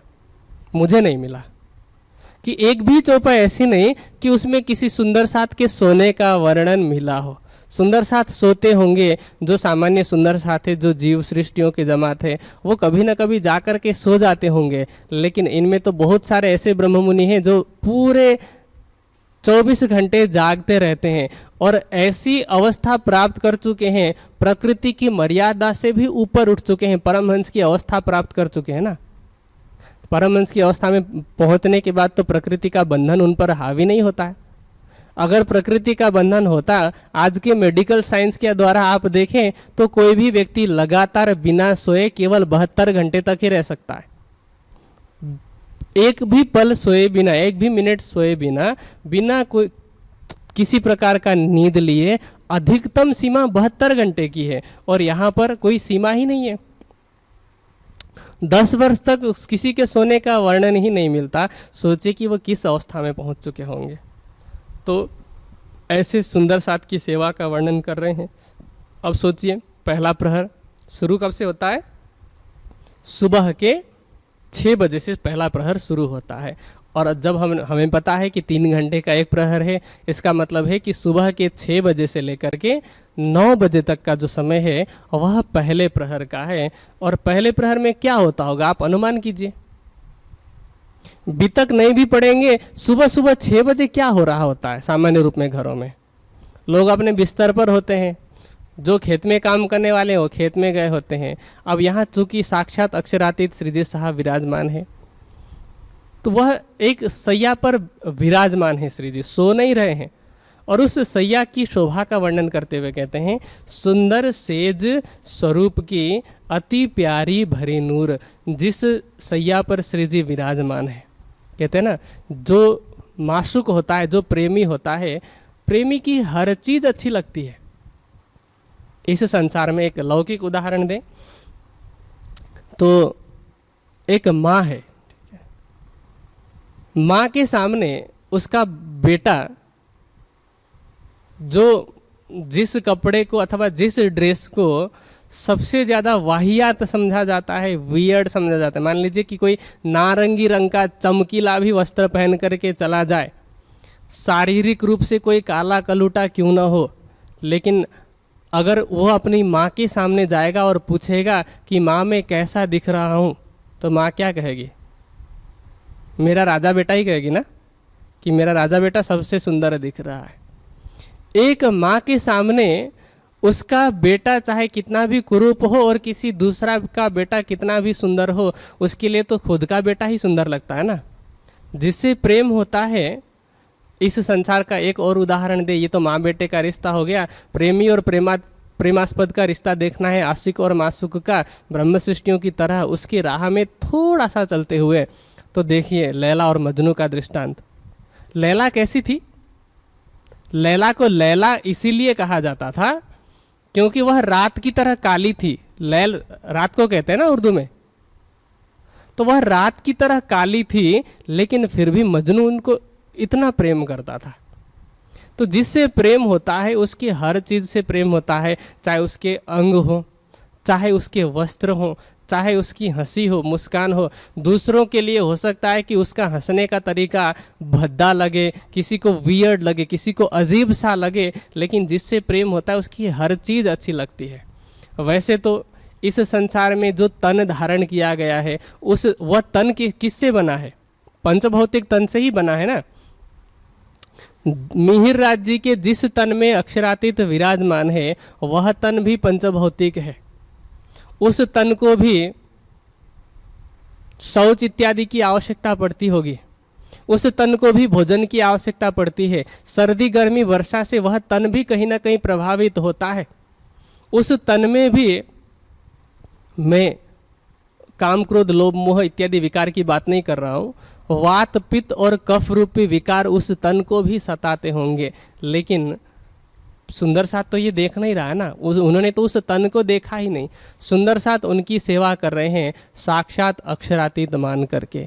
तो अक्षरातीत अगर किसी स्थान पर विराजमान है तो वह उसको परम धाम का सिंहासन ही मानेंगे। इसलिए श्री लालदास जी उस अलंकार का प्रयोग करते हुए कहते हैं, सुंदर सेज स्वरूप की अति प्यारी भरी नूर। वैसे तो नूर इस संसार में हो ही नहीं सकता, लेकिन फिर भी राज्य की शोभा को यहाँ पर नूर की संज्ञा दी है कि जिस सिंहासन पर अथवा जिस सैया पर राज्य विराजमान है, उसका नूर, उसकी शोभा का वर्णन कैसे कर सकें। वह अत्यंत प्यारी है, तिनकी सिफत इन जुबां। उस सैया की महिमा भी इस संसार की जुबां से, शब्दों से नहीं किया जा सकता।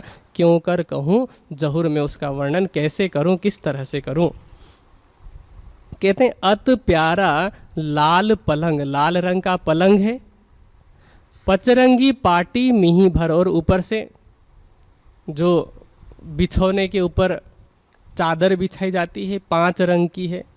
और जो बिछाने वाले सुंदर साथ हैं कैसे सेवा करते हैं, प्रेम प्रीत सो सेवही सिरदार साथ सुंदर। सुंदर साथ में भी सेवा करने वालों को सिरदार कहा गया है।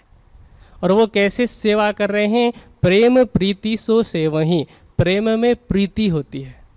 प्रेम और प्रीति में कोई अलग से भेद नहीं है। जैसे अग्नि का गुण है दाहकता, अग्नि में दाहकता होती है, गर्मी होती है, वैसे ही प्रेम और प्रीति ये एक दूसरे के पूरक हैं। कहते हैं प्रेम प्रीत सो सेवही सिरदार साथ सुंदर, सुंदर साथ सिरदार सुंदर साथ सेवा कर रहे हैं। और वह सैया कैसी है, सेज तलाई कोमल मिही चादर धरी नरम, अत्यंत नरम कोमल चादर उस पर बिछाई गई है। और ऊपर क्या है, जहाँ श्री जी सिर रखते हैं, सिर जिस स्थान पर रखा जाता है उसको सिरहाना कहते हैं, सिराने कहा जाता है। हम तकिया बोलते हैं, अंग्रेजी में पिलो कहा जाता है। तो कहते हैं सिराने, और साथ में क्या है, गाल मसूरिये। गाल मसूरियों का तात्पर्य क्या होता है, आपने देखा होगा, जैसे कोई बच्चा सोता है ना, छोटा बच्चा, बड़े लोग भी सोते हैं, लेकिन सामान्य रूप में छोटा बच्चा जब सोता है तो ये हाथ ऐसे गाल के नीचे रख करके सोता है। तो किसी सुंदर साथ ने देखा कि श्री जी हाथ अपने गाल के नीचे रख करके सो रहे हैं, तो उनके हाथ में भी दबाव पड़ता है। दबाव पड़ने से क्या होता है, रक्त संचार रुक जाता है। तो सुंदर साथ ने सोचा कि उसकी जगह पर हम कोमल से कोमल गाल मसूरिये, गाल के नीचे रखने वाले छोटे छोटे तकिए बना दें। आप पन्ना जाएंगे तो वहाँ पर गुम्मट जी के पास में एक संग्रहालय है, छत्रसाल संग्रहालय के नाम से, वहाँ आप गाल मसूरिये देख सकते हैं, वहाँ आप सिरहाने देख सकते हैं, उस समय के बर्तनों को देख सकते हैं, आप उस समय के बहुत सारे सेवा के पात्रों को देख सकते हैं। तो आप जब भी पन्ना जाएं उसको देखने का लाभ प्राप्त कर सकते हैं कि श्री जी ने कौन से गाल मसूरिये का प्रयोग किया होगा। तो गाल मसूरिये हैं, सिरहाने हैं। ए जाने सैया दिल मरम, और इसको बनाने की जो सेवा की है उन ब्रह्म मुनियों ने की है जो दिल का भाव समझते हैं। सुंदर साथ को बताने की आवश्यकता नहीं होती है, सुंदर साथ को सेवा मुख से कहने की आवश्यकता नहीं होती। इसलिए तो इंद्रावती जी कहती हैं कि मुख थी सेवा तूने सू कहूँ, जो तू अंतर आड़ो टाल, अनेक विध सेवा तणी तूने उपज से तत्काल। अगर हम अंदर का पर्दा समाप्त करते हैं कि हम भी ब्रह्म सृष्टि हैं, वह भी ब्रह्म सृष्टि हैं, जैसा कर्तव्य उनका है वैसा ही कर्तव्य हमारा भी है।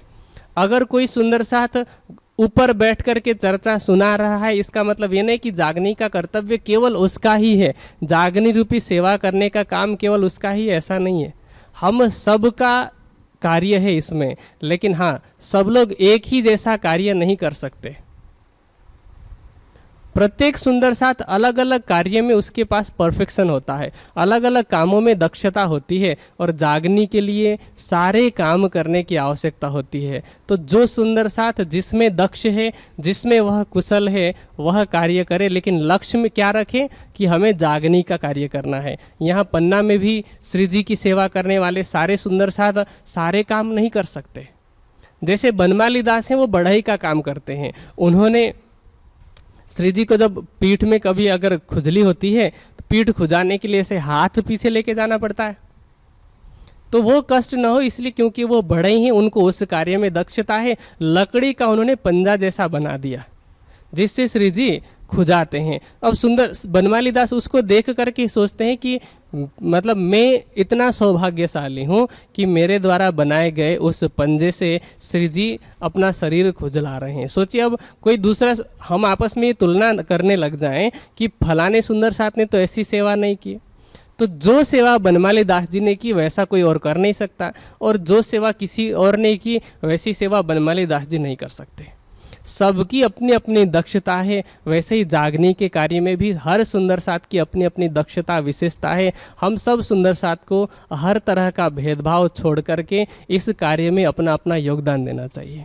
अब आगे उसी शोभा का वर्णन कर रहे हैं, उस सैया का, कि चारों पाए सेज बंध बांधे सनंद कर अत, लटके फुम्मक रेशमी पचरंग तरंग झलकत। चारों पायों में, चारों पाए मतलब चारपाई इसको बोलते हैं, जो पलंग है उसी को चारपाई बोलते हैं, क्योंकि चार पैरों पर खड़ी है। और उन चारों पाँवों पर लकड़ी बधी हुई है, डंडे बधे हुए हैं, लाल डांडे चार नूर के लोहे के डंडे बधे हुए हैं, और उस डंडे में ऊपर से चंद्रमा तना हुआ है, चंद्रमा चादर की तरह, और वहाँ पर चारों कोनों में फुम्मक लटक रहे हैं। पर्दे झालर झलकत लवाज में नाहीं सुमार, और उसमें चारों तरफ से पर्दे लटके हुए हैं ताकि श्री जी को एक तरह से, आजकल की भाषा में कहे तो प्राइवेसी कह सकते हैं, गोपनीयता मिल सके। उनको अगर एकांत में रहने की इच्छा हो तो कोई परेशान ना करे, इसलिए पर्दा भी उसमें कर रखा है। और कहते हैं पर्दे झालर झलकत, लवाज में नहीं सुमार, सेवे प्रेमदास जोश में, द्वारका दास खबरदार। उसमें पर्दे झालर इत्यादि लटक रहे हैं, झलक रहे हैं, प्रकाशित हो रहे हैं। और इस बिस्तर की सेवा कौन करते हैं? एक सुंदर साथ हैं प्रेमदास और साथ में दूसरे सुंदर साथ हैं द्वारका दास। और वो सेवा में कैसे रहते हैं? द्वारका दास खबरदार, सावधान रहते हैं, सेवा में सावधान रहते हैं कि कभी भी सेवा की आवश्यकता पड़ सकती है। और पलंग उठाए बिछावत, नारायण हरनंदन। पलंग उठा करके बिछाने की सेवा कौन करते हैं? नारायण दास जी और हरनंदन जी। मैं एक विशेष बात सुंदर साथ जी को इस अष्टप्रहर की सेवा से निवेदन करना चाहता हूं, और वह विशेष बात यह है, जिस स्वरूप की सेवा हो रही है वह तो एक ही है ना। श्री जी तो एक हैं, उनकी सेवा करने के लिए इतने सारे सुंदर साथ की आवश्यकता नहीं थी। 500 ब्रह्म मुनि हैं, बाकी 1500 ईश्वरी सृष्टि हैं, 3000 जीव सृष्टि हैं। स्वयं महाराजा छत्रसाल जी हैं, वह चाहते, अगर छत्रसाल जी चाहते तो अपने तरफ से 8-10 नौकर रख सकते थे, बारी बारी से रख सकते थे ना। 5 लोगों की अथवा 4-4 लोगों की 4 टीम बना देते और फिर ड्यूटी बांध देते 6-6 घंटे की, कि 6 घंटे तक तुम्हें काम करना है, 6 घंटे तक तुम्हें काम करना है।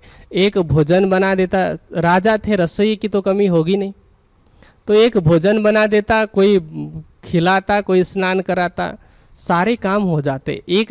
मैं एक लौकिक उदाहरण से मैं कुछ समझाने का प्रयास कर रहा हूँ। ये मत समझना कि मैं श्री प्राणनाथ जी को व्यक्ति के रूप में प्रस्तुत कर रहा हूँ, लेकिन जिसकी सेवा हो रही है, जो सेवा ग्रहण करा है वह तो तन है ना, भाव राज्य का है, अंदर राज्य विराजमान है। लेकिन कोई स्नान करा रहा है तो शरीर को स्नान करा रहा है, भोजन करा रहा है तो भोजन शरीर ग्रहण कर रहा है ना। तो उस भाव से आप समझिए मैं क्या कहना चाह रहा हूँ कि एक तन की सेवा करने के लिए वैसे 2 व्यक्ति भी पर्याप्त हैं। चलिए मान लीजिए 10 लोग हैं, 15 लोग हैं, चाहते तो उनसे कार्य कराया जा सकता था। और सुंदर साथ क्या कर रहे हैं, इसमें 1-2 लोगों का नाम नहीं है, सैकड़ों सुंदर साथ का नाम है इसके अंदर। और सुंदर साथ क्या करते हैं, सेवा के लिए खोजते हैं जगह कि कहां पर सेवा का मौका मिले। एक सुंदर साथ भी अगर चाहे तो श्री जी को भोजन ग्रहण करा सकता है, लेकिन सब लोग चाहते हैं कि कहीं ना कहीं हमें सेवा का मौका मिले। हमें बस उस सेवा में एक सिर्फ स्पर्श मात्र का भी, नाम मात्र का भी अगर भागीदारी मिल जाए, उसकी नाम मात्र की भी सेवा का अवसर मिल जाए तो हम धन्य होंगे। तो भोजन कराने की सेवा अगर हो रही है तो भोजन लाने की सेवा कोई कर रहा है, परोसने की सेवा कोई और कर रहा है, और फिर श्री जी को भोजन के पश्चात बर्तन उठाने की सेवा, उनके हाथ धुलाने की सेवा, हाथ पोंछने की सेवा करने वाले सब अलग अलग हैं। एक सुंदर साथ हैं, आपने नाम सुना होगा, आगे बुलचंद मोदी है मेरे विचार से। उनको कोई सेवा नहीं मिले, कार्य कोई मिला ही नहीं कि सेवा कर सके, तो उन्होंने क्या किया कि मैं जयकारा लगाने की सेवा करूं। जहां भी श्री जी पहुंचते हैं तो वो जयकारा लगाते हैं कि बोलो श्री प्राणनाथ प्यारे की जय। जहां श्री जी पहुंचे हैं, चर्चा खत्म हुई, जयकारा लगाने की सेवा। उठते हैं, अगर स्नान के लिए श्री जी जाते हैं माणिक भाई जी के घर में, तो स्नान के लिए जा रहे हैं श्री जी, पावड़ा बिछाने की सेवा करने वाले सुंदर साथ हैं। जहाँ श्री जी विराजमान हैं वहाँ से माणिक दास जी का घर पास में, तो वहाँ जाते समय पावड़ा बिछाते हैं। अब एक पावड़े से काम नहीं होता, 2-3 अलग अलग पावड़े लगते हैं, तो सभी पावड़े बिछाने की सेवा अलग अलग सुंदर साथ करते हैं कि हमें मौका मिले। श्री जी स्नान कर रहे हैं, तो आज की तरह स्नानागार शौचालय तो होते नहीं थे, तो उनके लिए पर्दा किया जाता था। पर्दा करने के लिए 8 लोगों की आवश्यकता पड़ सकती है, वैसे चाहे तो 3 लोग भी कर सकते हैं। अब वहाँ अधिकतम लोग उस सेवा को करना चाहते हैं और फिर अधिक से अधिक लोग उस सेवा में भाग लेते हैं। श्री जी को जब स्नान कराना होता है, पानी डालने की सेवा कोई और करता है, श्री जी के शरीर में तेल मर्दन की सेवा कोई और करता है, बचे हुए तेल को सुंदर साथ में बांटने की सेवा कोई और करता है। एक सुंदर साथ है, उनको कोई सेवा नहीं मिली तो मायाराम नाम के सुंदर साथ हैं, उन्होंने एक झोली लटका ली, उस झोली में आवश्यक सारे वस्तुओं को संग्रहित करके रखा कि कभी भी श्री जी को किसी भी वस्तु की आवश्यकता पड़ सकती है, कभी भी सुंदर साथ को किसी भी वस्तु की आवश्यकता पड़ सकती है। एक छोटे से सुई से लेकर के, बटन से लेकर के, लेखनी से लेकर के, छोटी छोटी कार्य, प्रतिदिन के दैनिक कार्य में आने वाले सारे वस्तु उनकी झोली में मिला करते थे।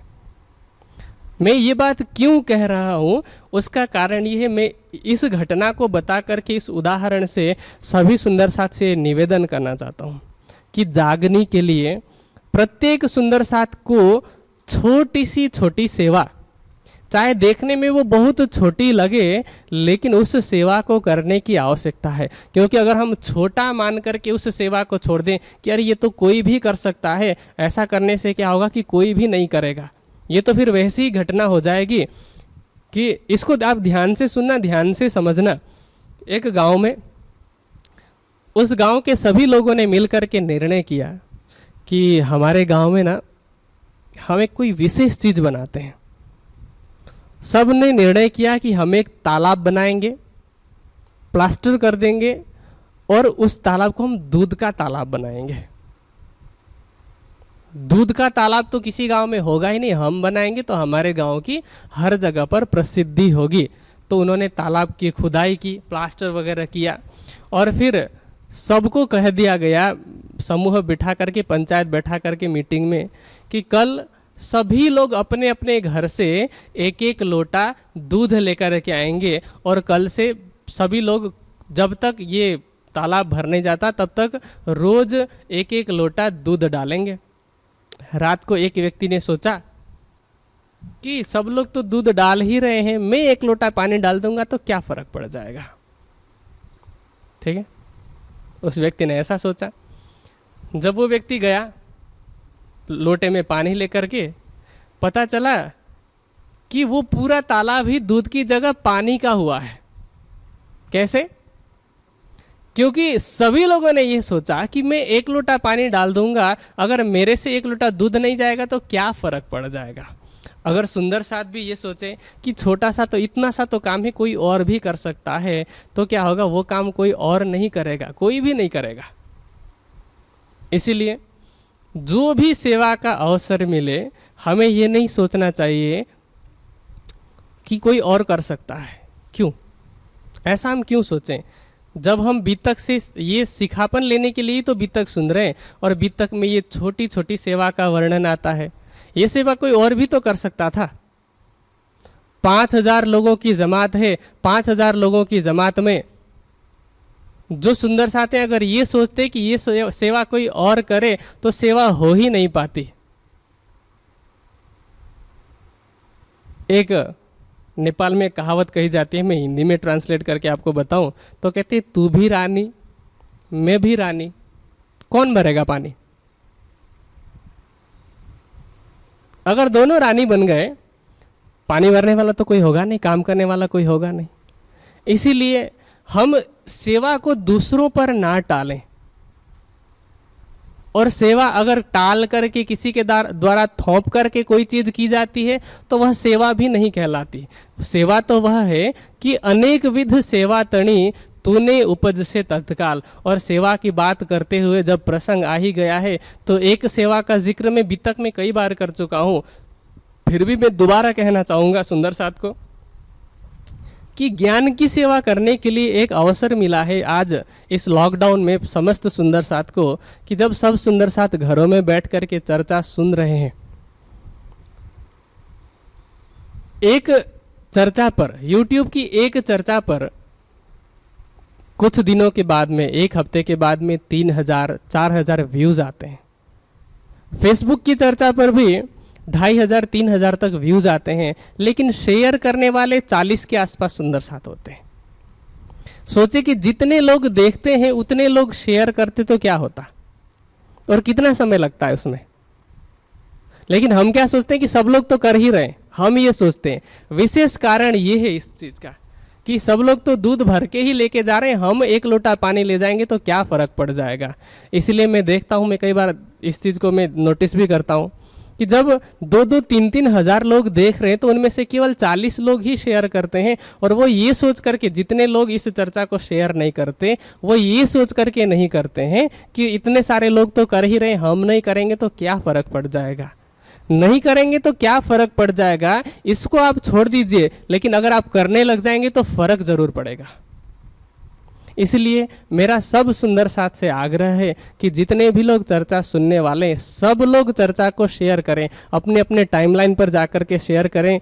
4,000 लोग अगर शेयर करेंगे तो प्रत्येक 4,000 शेयर में से अगर 2-2 लोगों ने भी देखा और फिर उन लोगों ने मेरी इस आवाज़ को सुन करके आगे इस बात को शेयर किया, मेरी पहचान के लिए, मेरी आवाज़ को बांटने के लिए मैं नहीं कह रहा हूँ। श्री प्राणनाथ जी की चर्चा है, श्री प्राणनाथ जी की वाणी है, उनकी लीला की ये बीतक है, इसका ज्ञान दूसरों तक पहुंचाने के लिए मैं आह्वान कर रहा हूँ।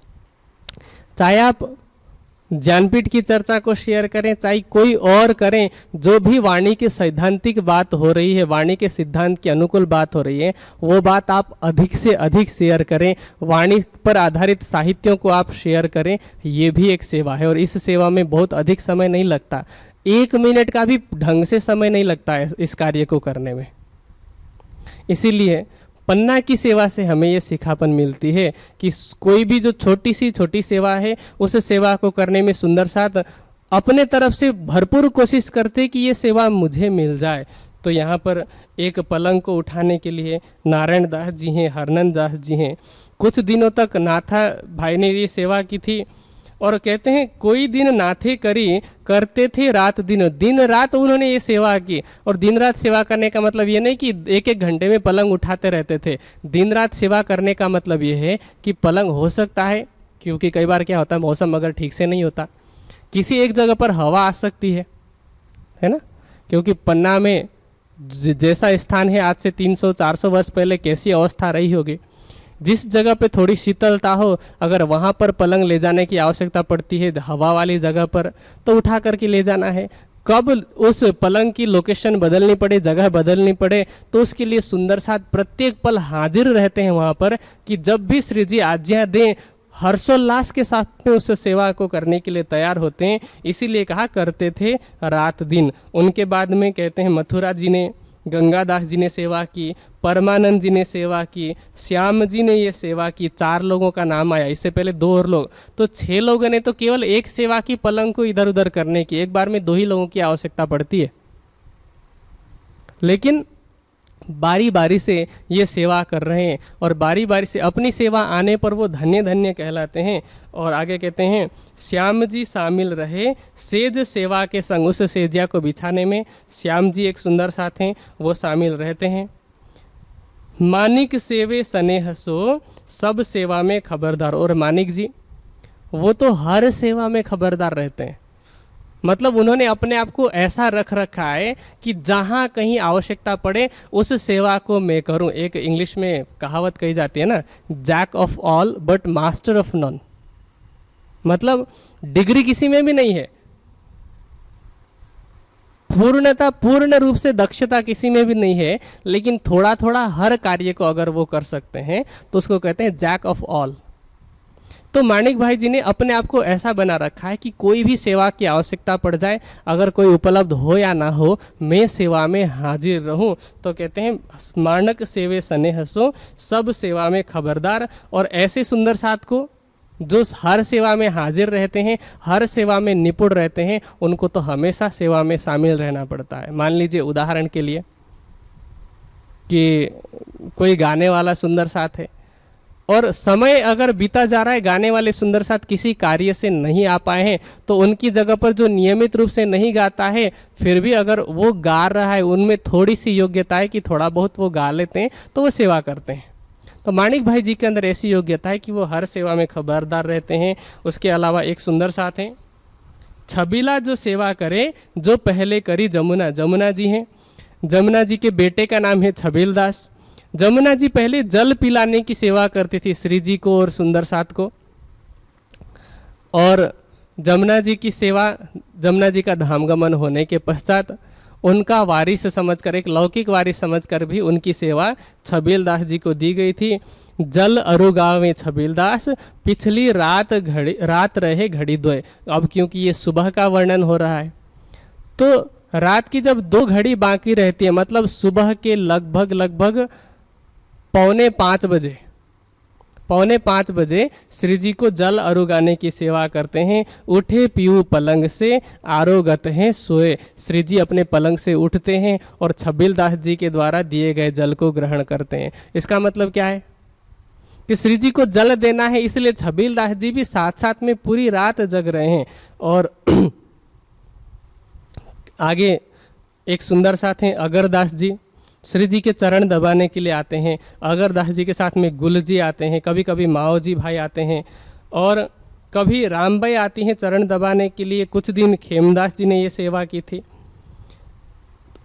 पूरी रात श्री जी के चरणों में रहते हैं और सुबह सूर्योदय होने तक, कहते हैं उठत पीऊ पलंग से, बखत अरुण उदय, सूर्य उदय के समय में श्री जी पलंग पर से उठ जाते हैं। और ये सुंदर साथ जो चरणों को दबाने की सेवा करने वाले थे, अब ये भी उठते हैं। एक सुंदर साथ भी चरण दबा सकता है, 2 लोग मिल करके भी दबा सकते हैं। यहाँ तो 4-4, 5-5 सुंदर साथ का नाम लिया गया है।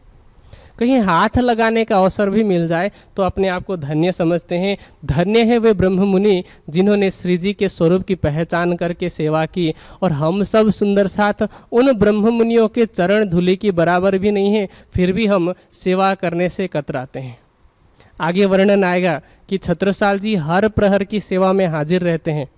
देवकरण जी को देखें आप, हर सेवा में हाजिर रहते हैं, चाहे वो झाड़ू लगाने की सेवा हो, चाहे वो किसी भी तरह की छोटा कहलाने वाली सेवा हो, लेकिन हर सुंदर साथ सेवा में हाजिर रहते हैं। आज अगर हमें कोई बोला जाए, हमें कोई बोले कि सुंदर साथ जी आप ये सेवा कर दीजिए झाड़ू लगाने की, हम नहीं कर सकते। और बोलना तो चलो अलग बात है, खुद दिल में भाव ला करके भी नहीं कर सकते। हमें लगता है कि ये छोटा काम है। अगर हमने 2-4 जगहों पर जाकर के प्रवचन दे दिया, 2-4 लोगों को प्रबोधित कर दिया, तो हमें ये लगने लगता है कि ये जो सेवा है झाड़ू लगाने की, पोछा लगाने की, ये छोटी सेवा है और ये हमारा काम नहीं, ये तो कोई और कर लेगा। हम तो अब महाराज हो चुके हैं, हम बड़े ज्ञानी हो चुके हैं, हमारा काम तो क्या है, मंच पर जाना है, माइक पकड़ना है, बोल लेना है और लोगों को प्रबोधित करना, यही हमारी सेवा है। हम दूसरी सेवा नहीं कर सकते, ऐसा नहीं है। पन्ना धाम में जो ब्रह्म मुनि थे, वह ब्रह्म मुनि आज के समाज में जितने ज्ञानी हैं उन ज्ञानी से कम थे। पन्ना धाम में एक लीला का वर्णन आता है कि एक दिग्विजय पंडित थे। उन पंडित ने जब सभी लोगों को शास्त्रार्थ में हराया, काशी के पंडित थे, घर में आकर के अपनी पत्नी को बोला कि मैं दिग्विजय हो गया हूँ, मैंने सब लोगों को हराया है शास्त्रार्थ में, तो इसलिए तुम मेरी आरती करो, पूजा करो। तो उन्होंने, उन पंडित की पत्नी ने सुन रखा था श्री जी के बारे में और उनको ये भी पता चला कि ये इनके अंदर ज्ञान का घमंड आ चुका है। तो उन्होंने कहा कि तुम पन्ना चले जाओ, पन्ना जा कर के श्री प्राणनाथ जी को शास्त्रार्थ में हरा करके आओ, तब मैं मानूंगी और तब मैं तुम्हारी आरती उतारूंगी। तो अब इनको तो पता नहीं है कि श्री जी कौन है, श्री जी के स्वरूप की पहचान नहीं है। इन्होंने गाड़ी भर करके साहित्य भरा, धर्म ग्रंथ भरे, अपने पुस्तक भरे और फिर चले पन्ना की ओर। पन्ना जब पहुँचे तो पन्ना में जो ब्रह्म सृष्टि, जो सुंदर साथ आए थे वहाँ पर, तो उनकी कुछ बालिकाएं 5-7 साल की रही होंगी। श्री जी के वरद हस्त की कृपा से, श्री जी के आशीर्वाद पा करके वे प्रकटवाणी की चौपाइयों का गायन कर रही थी कि अब कहूँ मूल वचन प्रकार, जब नहीं उपजियो मोह अहंकार, ना ही निराकार ना ही सुन, ना निर्गुण ना निरंजन, ना ईश्वर ना मूल प्रकृति, ता दिन की कहूँ आपा बीती, निज लीला ब्रह्म बाल चरित्र, जाकी इच्छा मूल प्रकृति। ऐसे इन चौपाइयों का गायन कर रही थी। अब पंडित जी ने देखा, देखते ही, क्योंकि बिल्कुल सरल भाषा में है कि मैं उस समय की बात बता रही हूँ जिस समय में ईश्वर भी नहीं था, प्रकृति भी नहीं थी, ना निराकार था, ना निर्गुण था, ना निरंजन था। अब ये कब की बात है? और ये कोई छोटी मोटी बात नहीं। एक सामान्य सुंदर साथ भी आज इसका अर्थ बता देता है, लेकिन इसका भाव बहुत गुह्य है। अगर तारतम्य ज्ञान ना हो तो संसार का बड़ा से बड़ा विद्वान भी इस रहस्य को समझ नहीं पाता। वेदों में ये बात बताई गई है कि ना सदासिन्नो सदासित तदानिम नासिद रजो नो व्यमा परयत किमावरी वह कुहकस्य शर्मन नंभ किमाशित गहनम गभीरम। जब न सत प्रकृति अर्थात जब व्यक्त और अव्यक्त प्रकृति दोनों नहीं थे, जिस समय में मृत्यु भी नहीं था, अमरत्व भी नहीं था, कुछ भी नहीं था, इन सब से अलग ऐसा क्या था, मैं तब की बात बताने जा रहा हूँ। अब पंडित जी ने सोचा कि ये तो वेदों का गहन रहस्य है, और जिनके यहाँ पर 5 वर्ष की बालिका वेदों के ऐसे गहन रहस्यों की चर्चा कर रही है, वो स्वयं कैसे होंगे? उन्होंने शास्त्रार्थ का विचार त्याग दिया, वह स्वयं श्री प्राणनाथ जी के चरणों में समर्पित हो गए। उन्होंने श्री प्राणनाथ जी के ऊपर ईमान लाया, और फिर उन्होंने श्री प्राणनाथ जी की महिमा में 2 ग्रंथ लिखे। तो एक उनमें से एक ग्रंथ का नाम है विद्वद्दमनी, और दूसरे ग्रंथ का नाम है निगमार्थ दीपिका। श्री प्राणनाथ ज्ञानपीठ से, श्री प्राणनाथ जी की कृपा से ये दोनों ग्रंथ और उनकी टीका उपलब्ध है। कोई सुंदर साथ अगर पढ़ना चाहे तो उस ग्रंथ को, साहित्य को पढ़ सकता है कि उस विद्वान ने जो श्री जी के साथ शास्त्रार्थ करने के लिए आए थे, उन्होंने उसमें क्या बात लिखी होगी। कोई सुंदर साथ उसको पढ़ सकता है। तो सोचिए, मैं ये दृष्टांत इसीलिए दे रहा था कि इस जागनी के ब्रह्मांड में छठे दिन की लीला में अगर हमें 2 चौपाई का अर्थ आ गया। एक सुंदर साथ हैं, मेरे विचार से मुजफ्फरनगर के कोई सुंदर साथ हैं, उन्होंने आज से 7-8 साल पहले एक भजन सुनाया था, भजन गा करके। उस भजन में एक पंक्ति थी कि 4 चौपाई रट के बन जाते विद्वान, और घर घर जाके कहते हैं भाई जी तारतम ले लो।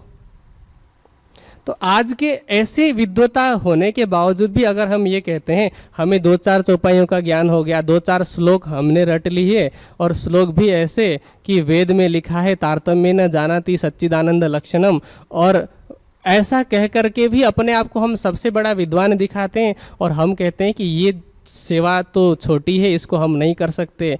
तो हम सोच सकते हैं, हमें ये बात समझनी चाहिए कि पन्ना धाम में जो परमहंस अवस्था में पहुँचे हुए विद्वान थे, जो यहाँ पर ज़मीन में ठोक करके बता देते थे कि पुखराज पहाड़ की अवस्था कैसी है, जिनकी कृपा से 5 वर्ष की बालिकाएं वेदों के रहस्यों का उद्घाटन कर रही हैं। सोचे कि उन श्री जी की सेवा करने वाले ब्रह्ममुनि कितने ज्ञानी हों, जिनमें धर्म के 4 चरण विद्यमान थे, सत्य तप ज्ञान कर्म सब उनमें विद्यमान था, लेकिन फिर भी उन्होंने छोटी मानी जाने वाली सेवा करने में अपने आप को संकुचित अनुभव नहीं किया। देवकरण जी जब पन्ना जाते थे तो वो झाड़ू लगाने की सेवा भी करते थे। उन्होंने कभी अपने आप को ये नहीं कहा कि मैं तो राज परिवार का हूँ, मैं ये सेवा क्यों करूँ। अगर वो चाहते तो मासिक वेतन पर झाड़ू लगाने वाले लोगों को रख सकते थे, लेकिन पूरी बीतक में, पूरे अष्टप्रहर की लीला में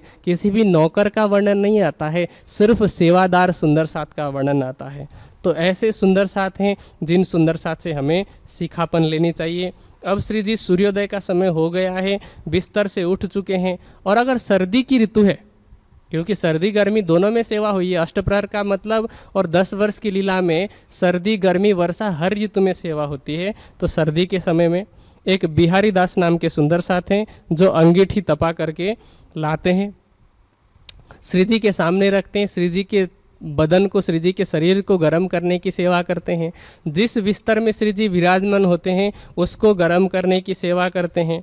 फिर सर्दी की ऋतु में ठंडे पानी से मुंह धोना एक सामान्य व्यक्ति के लिए भी कष्टप्रद होता है। सुंदर साथ सोचते हैं कि हम साक्षात अक्षराती थे, उनको अधिक से अधिक सुखी रखें, सुविधा में रखें। तो क्या करती हैं, रतनबाई जी एक सुंदर साथ हैं, वो गर्म पानी लेकर के आती हैं, गर्म पानी में रुमाल को भिगोती हैं और उससे फिर श्री जी के नेत्रों को पोंछती है। और कैसे सेवा करती हैं? कहते हैं श्री राज नेत्र पोछत है ए सेवें दिल निर्मल। हृदय जिनका निर्मल हो चुका है, दिल में जिसकी निर्मलता है, वही सुंदर साथ ऐसी सेवा कर सकती हैं। अब धनजी हैं, ताराबाई, कन्नड़, गंगाराम, ये सब सुंदर साथ आते हैं और फिर तीजी भूम की पड़साल की लीला का वर्णन करते हैं कि कैसे श्रीराज जी रंग प्रवाली मंदिर से उठ करके तीजी भूम में आते हैं, पांचवी भूम से उठ करके, और फिर तीजी भूम में आकर के वहाँ पर क्या क्या लीला होती है उस लीला का गायन करते हैं ताकि सुंदर साथ को परमधाम की लीला का याद रहे। ए नित गावत हैं और साथी गावे कोई कोई। ये सुंदर साथ तो ये चारों सुंदर साथ रोज गाने वाले हैं।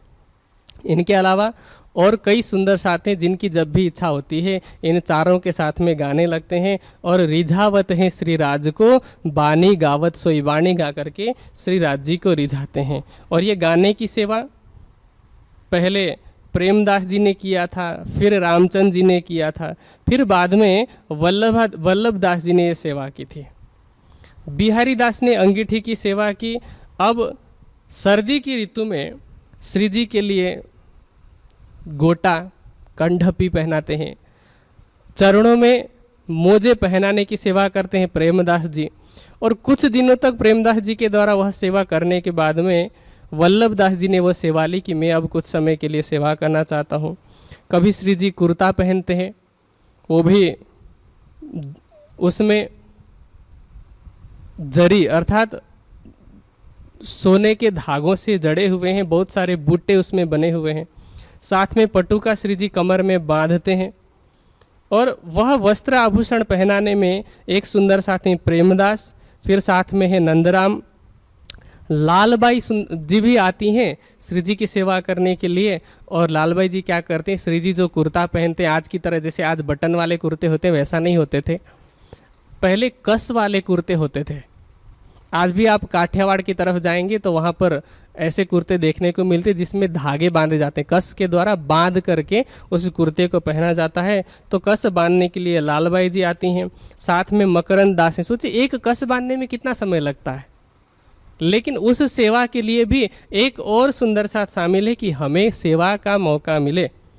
और कहते हैं जब पहुँचे इत महाराज पहनावत श्रृंगार। जब महाराजा छत्रसाल जी पहुंचते हैं तो ऐसा श्रृंगार कराने की सेवा वह करते हैं। महाराजा छत्रसाल जी की सेवा और उनकी महानता को देखिए कि वो राजा हैं। हम सुंदर साथ कहते हैं ना कि हमें सेवा का मौका नहीं मिलता, हमें समय नहीं मिलता। छत्रसाल जी राजा हैं, उनको अपनी सेना भी संभालनी है, लड़ाई भी देखनी है, राज्यों की प्रजा को भी देखना है, और सारी कामों को संभालने के बावजूद भी आठों प्रहर में छत्रसाल जी का कहीं ना कहीं नाम आता है। सुबह के पहले प्रहर में छत्रसाल जी आ रहे हैं। जब पहुँचे इत महाराज पहनावत श्रृंगार सेवा करे स्नेह सो। प्रेम के साथ सेवा करते हैं। और कैसे? जान के धनी निर्धार। क्या जान करके? आत्मा का प्रियतम धाम के धनी मान करके सेवा करते हैं। कोई गुरु भाव से, एक संसार के किसी महान पुरुष के भाव से सेवा नहीं कर रहे हैं। कहते हैं जान के धनी निर्धार। और साथ में से बहुत सारे सुंदर साथ हैं जो सेवा करने वाले हैं। अब श्री जी प्रातः हरबंश जी के घर में पधारते हैं और वहाँ जाते समय रास्ते में पावड़े बिछाने की सेवा करते हैं लालबाई जी। और अब श्री जी को क्योंकि सुबह शौच इत्यादि से निवृत्त होना है तो वस्त्र इत्यादि चारों तरफ लगाया जाता है पर्दे के रूप में, और उसकी सेवा करते हैं घनश्याम जी। कुछ दिनों तक हरबंश जी ने ये सेवा की और उसके बाद घनश्याम जी के पास ये सेवा आई। श्री जी बिस्तर से उठे हैं तो रास्ते में चलने के लिए श्री जी को पनही अर्थात खड़ाऊ पहनाए जाते हैं। तो ये पनही की सेवा पहले नारायण दास जी ने की थी, कुछ दिनों तक मोहन दास जी ने की, फिर उनके बाद खिमाई दास जी ने सेवा की, और उसके कुछ दिनों के बाद में वल्लभ दास जी के भाव को देख करके श्री जी ने वह सेवा उनको दी। खड़ाऊ पहराना भी नहीं पड़ता है, सिर्फ सामने ले जा करके रखना है। श्री जी अपने चरण उस पर रखते हैं, चलते हैं। लेकिन ये सेवा भी 4 लोगों ने संभाली। और ऐसा नहीं है कि एक सुंदर साथ ने भार समझ करके किसी और को दे दिया, ऐसा नहीं, कहीं ऐसा वर्णन नहीं आता। दूसरे सुंदर साथ इतना अधिक भाव लेकर के आते हैं, एक से अधिक। कोई भी एक दूसरे से कम नहीं है, प्रत्येक सुंदर साथ एक दूसरे से बढ़ करके सेवा भाव दिखाते हैं, जिसके कारण वह सेवा एक से दूसरे के पास आती जाती रहती है। अब पावड़े बिछाने की सेवा भी कुछ दिनों तक जैसे लालबाई जी ने किया था, पहले हमने सुना, बाद में बकाई बाई ने, फिर किसनी बाई ने सेवा की, और उस पावड़े में श्री जी लटकनी मटकनी मस्तानी चाल से चलते हुए अपने गंतव्य तक पहुंचते हैं। और अब श्री जी को शौच जाना है, तो शौच कार्य से निवृत्त होने के लिए शिवराम भाई हैं जो जल भर कर के ले आते हैं, और दोनों वक्त जब भी श्री जी को आवश्यकता पड़ती है ये पानी भरने की सेवा करते हैं। और उसके बाद हाथ इत्यादि धोकर के अगर श्री जी को हाथ पोंछना है तो रुमाल रखने की सेवा लालबाई जी करती हैं। लालबाई जी ने कुछ समय ये सेवा की, उसके बाद में दयाली बाई ने ये सेवा की। तो इस तरह से बहुत सारे सुंदर साथ के नाम और उन नाम के साथ में अलग अलग सेवा का वर्णन है। आगे कर रहे हैं कि श्री जी को उसके बाद अगर दातुन इत्यादि करना है तो गर्म जल की व्यवस्था करनी पड़ती है। और गर्म जल की व्यवस्था करने के लिए एक सुंदर साथ हैं जिनका तन पहले मुस्लिम रहा है, गुल मोहम्मद, और दूसरे एक सुंदर साथ हैं दौलत खान पठान। ये दोनों सुंदर साथ हैं श्री जी के लिए जल की सेवा करते हैं। और अगर सुबह सुबह, क्योंकि 6 बजे के बाद की ये लीला का वर्णन है, 6 बजे के बाद 7-8 बज जाता है श्री जी को बिस्तर से, क्योंकि आराम आराम से सारे कार्य करते हैं। अब तक बहुत सारी लीलाओं का वर्णन हो चुका है। तो सुबह अगर धूप पड़ती है तो एक सुंदर साथी जिन्होंने सूरजमुखी बना रखा है। सूरजमुखी का मतलब क्या है? छतरी की तरह बना रखा है वस्त्रों से, कपड़ों से। और सूरजमुखी का मतलब है जिस तरफ सूरज है उस तरफ वो कर देते हैं, जिससे कि श्री जी के चेहरे पर प्रकाश ना पड़े, श्री जी को कष्ट ना हो। तो उसको लेकर के खड़े होने का काम शेख बदल जी करते हैं। और फिर सुबह अगर गर्मी की ऋतु है तो मोरछल से हवा करने का काम अमोलाबाई और प्रभावती करती हैं। दोनों बाजू मोरछल लेते हैं। फिर क्योंकि दिन भर तो एक ही सुंदर साथ ये सेवा नहीं कर सकते, तो केशव दास जी और शंकर दास जी भी ये सेवा करते हैं, कभी नंदराम जी सेवा करते हैं। फिर श्री जी को अगर गर्मी के समय में चलना है और कभी सर्दी भी हो, तो जैसे राजा महाराजा होते हैं, राजा महाराजा जब चलते हैं तो उनके सेवक छत्र लेकर के चलते हैं उनकी शोभा को बढ़ाने के लिए। वैसे ही सुंदर साथ भी ये सोचते हैं कि हमारे श्री जी महाराजाओं से कम है क्या। जिन छत्रसाल जी को महाराज की शोभा मिली, वह जब स्वयं श्री जी की सेवा कर रहे हैं। जब राठ, खड़ोत, जलालपुर, कालपी गए थे तो श्री जी को हाथी पर विराजमान कराया था। जब हम इस संसार में एक सामान्य व्यक्ति को जो थोड़ा बहुत चर्चा करने लगता है तो उनको महाराज की शोभा दे देते हैं, तो सोचिए कि साक्षात अक्षरातीत हैं। वो संसार के राजाओं के जो महाराजा होंगे और महाराजाओं के जो सम्राट होंगे और सम्राटों के भी जो सम्राट हैं उसके भी सम्राट हैं अक्षरातीत। तो उनकी शोभा में कहीं कमी नहीं आनी चाहिए, इसीलिए सुंदर साथ छत्र लेकर के चलते हैं। और उन सुंदर साथ का नाम है वल्लभ भाई। और फिर इस तरह से श्री जी हरवंश जी के घर में गए हैं, वहाँ शौच इत्यादि की दातुन की लीला हुई है। फिर वहाँ से श्री जी सुंदर साथ को हंसाते हैं, कहते हैं हंसे हंसावे साथ को पहुँचावे मानिक गादी पर। और इस तरह से मानिक भाई जी के घर में पहुँचते हैं, वहाँ जाकर के गादी पर विराजमान होते हैं। श्री जी स्वयं भी सुंदर साथ को खुश करने का, सुखी करने का कोई अवसर नहीं छोड़ते। अगर रूह राज्य को रिझाती है तो राज्य भी रूह को रिझाते हैं ना। तो इसीलिए श्री जी सुंदर साथ को हंसते हंसाते हुए पहुंच जाते हैं। और जब माणिक भाई जी के घर में जा रहे होते हैं तो वहाँ पर भी सुंदर साथ पावड़ा बिछाते हैं। और पावड़ा बिछाने की सेवा एक पावड़ा बिछाती है धनबाई।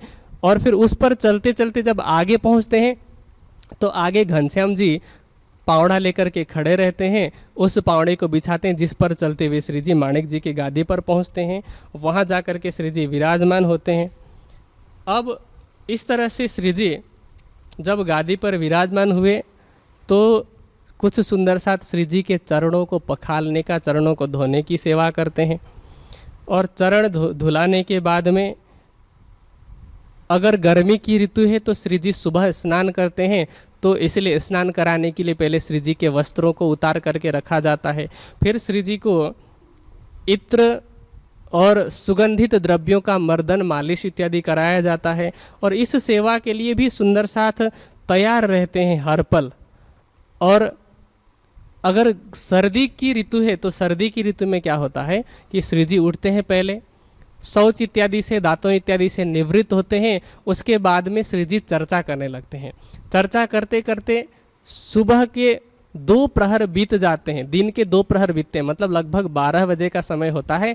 तो भोजन के लिए जब बाईजूराज जी आकर के अर्ज करती हैं तो उसके बाद चर्चा समाप्त करके श्री जी स्नान करते हैं और स्नान के बाद भोजन करते हैं। ये दोनों ऋतु की अलग अलग प्रकार की सेवा है। पहले गर्मी की ऋतु का वर्णन किया कि गर्मी की ऋतु में सुबह स्नान करते हैं माणिक भाई जी के वहाँ जा कर के, और सर्दी की ऋतु में फिर चर्चा के बाद स्नान करते हैं। तो अब सर्दी की ऋतु का वर्णन कर रहे हैं कि श्री जी चर्चा करते हैं और उस समय भी चर्चा के बाद अगर स्नान कराना होता है तो दूसरे प्रहर में, पहले प्रहर तो हमने छत्रसाल जी के आगमन का, उनकी सेवा का वर्णन सुना। दूसरे प्रहर में भी छत्रसाल जी आते हैं और फिर दूसरे प्रहर में अगर स्नान कराना है तो तब भी वो सेवा में हाजिर रहते हैं। लेकिन दूसरे प्रहर में क्या क्या लीला होगी, क्योंकि आगे और भी बीतक है, किस तरह से श्री जी चर्चा करते हैं, कैसे सुंदर साथ की जागनी के लिए अपने तरफ से प्रबोधित करते हैं। वैसे तो वहाँ पर मेरे विचार से अगर देखा जाए तो जितने ब्रह्ममुनि है सबको राज जी का दर्शन हो चुका है। ज्ञान चर्चा न भी हो तो भी कोई फर्क नहीं पड़ना चाहिए था। लेकिन जैसे कि हमारे मुनियों ने पहले ही शिक्षा दी है कि स्वाध्यायात महाप्रमदः, स्वाध्याय से प्रमाद नहीं करनी चाहिए। स्वाध्याय प्रवचनात महाप्रमदः, स्वाध्याय और प्रवचन में प्रमाद नहीं करनी चाहिए। इसी तरह से वाणी का भी तो कथन है, चर्चा सुन जो दिन ने रात। तो सुंदर साथ को किसी भी तरह से माया का रंचक मात्र भी ना लगे, माया का प्रभाव ना हो, इसलिए दिन रात चर्चा होती है। दिन रात सुंदर साथ परम धाम की चर्चा में रहते हैं। तो किस तरह से श्री जी सुंदर साथ को प्रबोधित करते हैं आगे, उसकी चर्चा तो हम कल सुनेंगे दूसरे प्रहर की। लेकिन पहले प्रहर की जो चर्चा है उसको, क्योंकि समय भी अब पूरा होने वाला है, संक्षेप में अगर पहले प्रहर की लीला सुननी हो, स्नान के पश्चात श्री जी को वस्त्र इत्यादि पहनाया जाता है।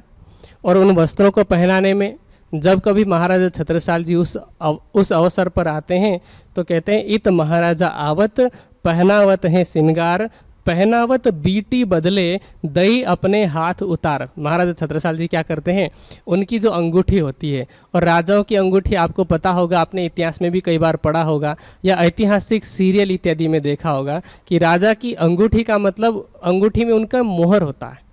और राजा की अंगूठी का मतलब ये है कि राजा की सत्ता है उसमें। वह अंगूठी आप किसी और को दिखा करके राजा का कोई भी आदेश पालन करवा सकते हैं।